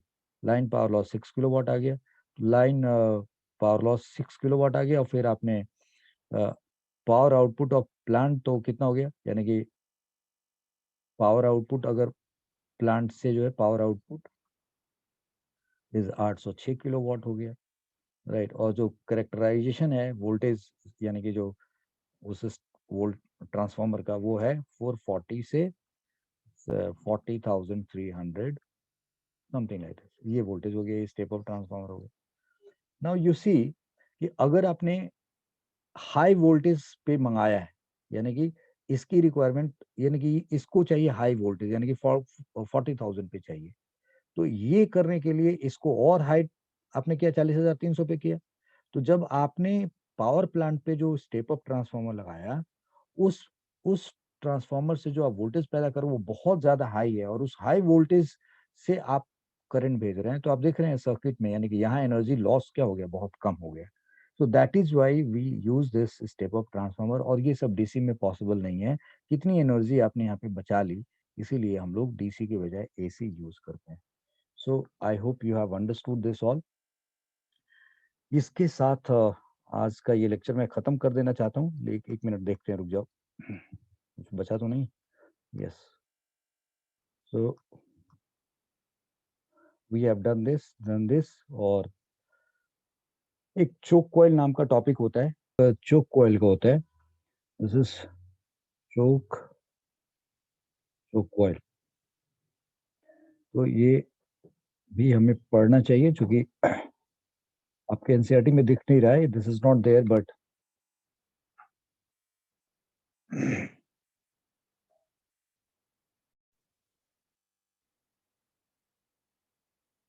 सो this choke coil we have to study. अब ये चोक कॉइल क्या होता है, तो let me take you to this last page and choke coil के बारे में बात करते हैं। So what is this choke coil? Choke coil क्या चीज है? अब देखो, एक बहुत छोटा सा, सपोज कर लो कि ये एक बल्ब है, और इसको आप ये एक रेजिस्टेंस आपने अलग से लगा रखा है ऐसे करके, और यहाँ एक डीसी सोर्स है, ठीक है। ये डीसी सोर्स आपने यहाँ पे रखा है, ये आर रेजिस्टेंस है, ये भी, ये R1 और ये R2 है, ये आर है। तो डीसी सोर्स ने इसमें कितना करंट पास किया, अगर ये वोल्टेज वी है तो इसमें आप करंट कैसे निकालेंगे, that current is equal to V upon R plus R1। यहाँ से करंट निकलेगा, and this is the value of current. Suppose कर लो ये कह रहा है बल्ब कि भाई अगर आप इतना करंट भेजोगे इसमें, तो इससे आई स्क्वायर आर जो होगा, इससे जो हीट पैदा होगा, ये फिलामेंट टूट जाएगा, सपोज करो। So now you want to have more reduce current, यानी कि बहुत कम करंट चाहिए आपको। So to have reduce current, to have reduced current, आप क्या करोगे इसमें, रिड्यूस करंट, रिड्यूस करंट चाहिए आपको। तो अब आप एक काम करो, एक और रेजिस्टेंस इसमें जोड़ दो, लेट सपोज एक आप R2 कनेक्ट कर दिए। तो अब आई डैश कितना हो गया, this I dash is equal to V upon R plus R1 plus R2 ऐसे हो गया। अब करंट की वैल्यू कम हो गई, लेकिन ऐसा करने पे करंट तो, बल्ब का तो डेंजर खत्म हो गया, लेकिन इसकी एनर्जी का बहुत सारा पार्ट इसमें हीट के फॉर्म में डिसिपेट हो रहा है।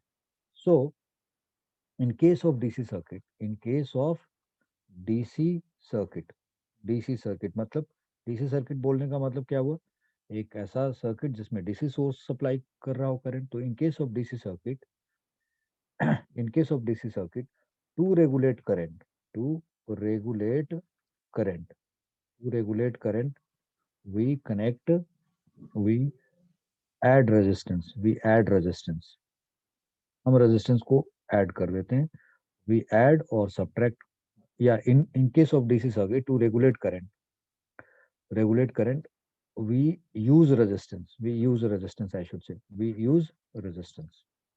मतलब अगर हमें करंट कम करना है तो रेजिस्टेंस की वैल्यू हम बढ़ा देते हैं, अगर करंट ज्यादा करना है तो रेजिस्टेंस की वैल्यू घटा देते हैं, we use resistance. But but energy of source, energy of source is dissipated dissipated energy of source is dissipated as wastage. तो वेस्टेज के फॉर्म में हमारे पास एनर्जी काफी सारा खर्च हो जाती है। बट अगर आपको किसी बल्ब में या किसी डिवाइस में करंट कम भेजना है और एसी सोर्स से जुड़ा हुआ है, तो अब आप क्या करेंगे। सो लुक एट दिस, मान लो कि ये वही बल्ब है, राइट, और इस बल्ब में आपको करंट बहुत रिड्यूस भेजना था। तो अब आपको यहाँ पे R1 R2 के बजाय आप एक इंडक्टर लगा लीजिए एसी सोर्स के साथ, और अब आप यहाँ पे इसके साथ एक एसी सोर्स कनेक्ट कर दिया। अब क्या होगा जी, जब आप एसी सोर्स लगाते हो, तो एसी एसी सोर्स लगाते हो सर्किट में, और ये एक बल्ब का रेजिस्टेंस है, और यहाँ पे एक इंडक्टर लगा दिया।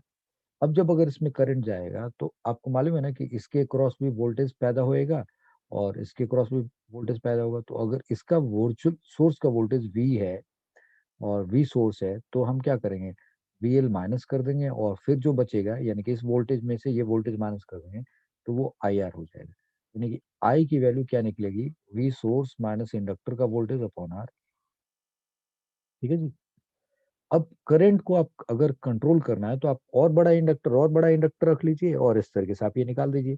आपको पता है कि ये सोर्स वोल्टेज, और वीएल को कैसे लिखेंगे, that is I into omega L लिखेंगे।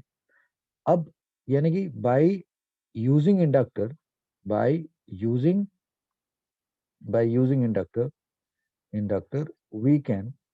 We can regulate current in circuit, we can regulate by using inductor we can regulate current in AC circuit, in AC circuit, and no wastage. क्योंकि अब inductor के, जो अगर वो ideal inductor है तो इसके पास रेजिस्टेंस तो होगा नहीं, तो यहाँ पे एनर्जी क्या होगी, यहाँ पे स्टोर होती है, बल्कि वो डिसिपेट नहीं होती, that is what we know. So we can, by using inductor we can current regulate current in AC circuit, in AC circuit, and no wastage of energy across inductor is found, across inductor takes place। भाई वहां पे energy का कोई नुकसान नहीं होता है। ठीक है जी। तो अब कोई कहेगा कि सर ये आइडियल इंडक्टर थोड़ी होगा यहाँ पे, उसका कुछ ना कुछ तो रेजिस्टेंस होगा। हाँ, ये सवाल हो सकता है कि कुछ ना कुछ उसका तो होएगा उस केस में। तो अगर उसका कुछ ना कुछ रेजिस्टेंस होगा तब वो सिचुएशन क्या बन जाएगी? तो ठीक है, हम इसको एक एल आर का कॉम्बिनेशन मान लेंगे। तो अब हम उसको कैसे दिखाएं? तो will say it like that कि ओके, प्रैक्टिकली अगर हम देखें, भाई एक इंडक्टर है और ये इंडक्टर है और इसके साथ तो ये बल्ब था, आप इसमें आप कंट्रोल करना चाह रहे थे और इसके साथ आपने एक एसी सोर्स कनेक्ट कर दिया। सो ये आर हो गया और इसके पास इंडक्टेंस एल मान लो और इसके रेजिस्टेंस को आप आर वन मान लो, समथिंग लाइक दैट। तब उस केस में यहाँ पे अब अगर इस वोल्टेज की बात करें तो यहाँ पे वी सोर्स और ये कौन सा वोल्टेज होगा? एल आर सर्किट का वोल्टेज होगा, यानी कि एल आर का वोल्टेज माइनस करोगे, that is equal to I R लिखोगे आप। यस। तो आई इज इक्वल टू क्या आ गया आपके पास? V S upon V S minus V L R upon this R लिखोगे। तो अब उस केस अगर ऐसे करते हो आप, तो फिर भी इसके पास एक एल वाला कंपोनेंट है ना भाई, और ये कार्बन है, तो आर वन के क्रॉस तो हीट डिसिपेट होगा बट एल के क्रॉस हीट डिसिपेट नहीं होगा। So even in this case, even in this practical, even in this coil, right, जो यहाँ पे एनर्जी लॉस हो रहा था, यानी कि जैसे डीसी से हम करंट कंट्रोल करते तो फिर हमने एक आर टू डाला और फिर जो एनर्जी वेस्ट यहाँ पे हो रहा था, even in in this coil coil wastage of energy wastage of energy even in this coil wastage of energy will be very less, will be very less। क्यों? क्योंकि आपने ये एल और आर का ये तो आपने कॉम्बिनेशन यूज कर लिया, यानी कि दिस इज ये वी एल आर होगा। वी एल आर का मतलब आपको मालूम है ना, I into under root of क्या, omega L, omega square L square plus R square लिखोगे। यस।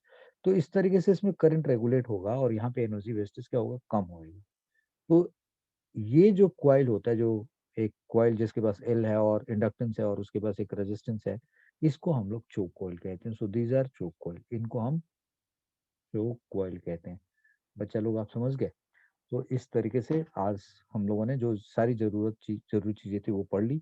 और मैं आपको अभी जब मैं ये सब रिकॉर्ड कर रहा था तो एक बात मेरे दिमाग में और आई कि जो मैंने यहाँ पे आपको समझा रहा था, जैसे ये एडी करंट हो रहा था, ये एडी एडी करंट, तो जब हम लेमिनेट करके और इनको एक साथ रखते हैं, लेमिनेट करके जब इनको एक साथ रखते हैं, पहले मैं इसको सेपरेट करके दिखाऊं। जैसे आपने इसको सब ये रखा, तो अब ये थीन बहुत थीन है और इसमें इस पतली, फिर इस पतली शीट और इस पतली शीट को आपस में जोड़ करके आपने बनाया हुआ है। तो अगर ये थोड़ा यहाँ साइड में मोटा भी हो जा रहा है तो थोड़ा सा मेटल है, उसके बाद क्या है वार्निश है, फिर मेटल है, फिर वार्निश है, फिर मेटल है, फिर वार्निश है। तो वो जो एडी करंट बनना चाहिए कुछ इस तरीके से, वो एडी करंट इसमें बन नहीं पाता, यानी कि इस तरीके का एडी करंट नहीं बन पाता अगर आप इनको एक साथ ज्वाइन कर देते हो तो, क्योंकि इसके और इसके बीच में जो इंसुलेशन है और एक तरीके से नॉन कंडक्टिंग पाथ पैदा कर दिया गया है, तो यहाँ पे एडी करंट नहीं बन पाता। मेरे ख्याल से आप बच्चा लोग समझ गए मेरी बात, मैं जो कहना चाह रहा हूँ। यस। तो इस तरीके से अगर आपने इसको इसके पीछे लगा दिया और अब आप कहते हो कि भाई देखो यहाँ पे एडी करंट बनना चाहिए, तो यहाँ पे एडी करंट अब बनने का चांस, यहाँ पे एडी करंट बनने का चांस खत्म हो जाता है, क्योंकि इसमें बहुत सारे नॉन कंडक्टिंग बीच बीच में पाथ है और वो करंट बन नहीं पाता। इस तरीके से एनर्जी का लॉस मिनिमम हो जाता है। So anyway, I mean, we have done everything of alternating current chapter, and this AC chapter is over, and we will be doing a lot of questions later on. So all concept has been taught to you. So thank you very much for watching this video. God bless you. Keep watching, keep liking, and keep sharing, keep promoting. Bye bye. Thank you very much.